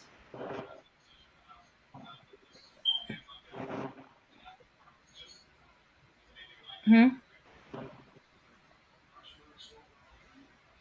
No, I'm looking at something. All right, let's shut it down, then. Okay. Oh, well, Truth asked the question. What's the question? He said, back on AMS, what demographic of brothers do you think listen to him, or like the age range? What's the age range you think that listen to him? Um, Probably a bunch of teenage dudes, 18, 19. Hmm. All right. Okay, there you go. Truth is about 18, 19.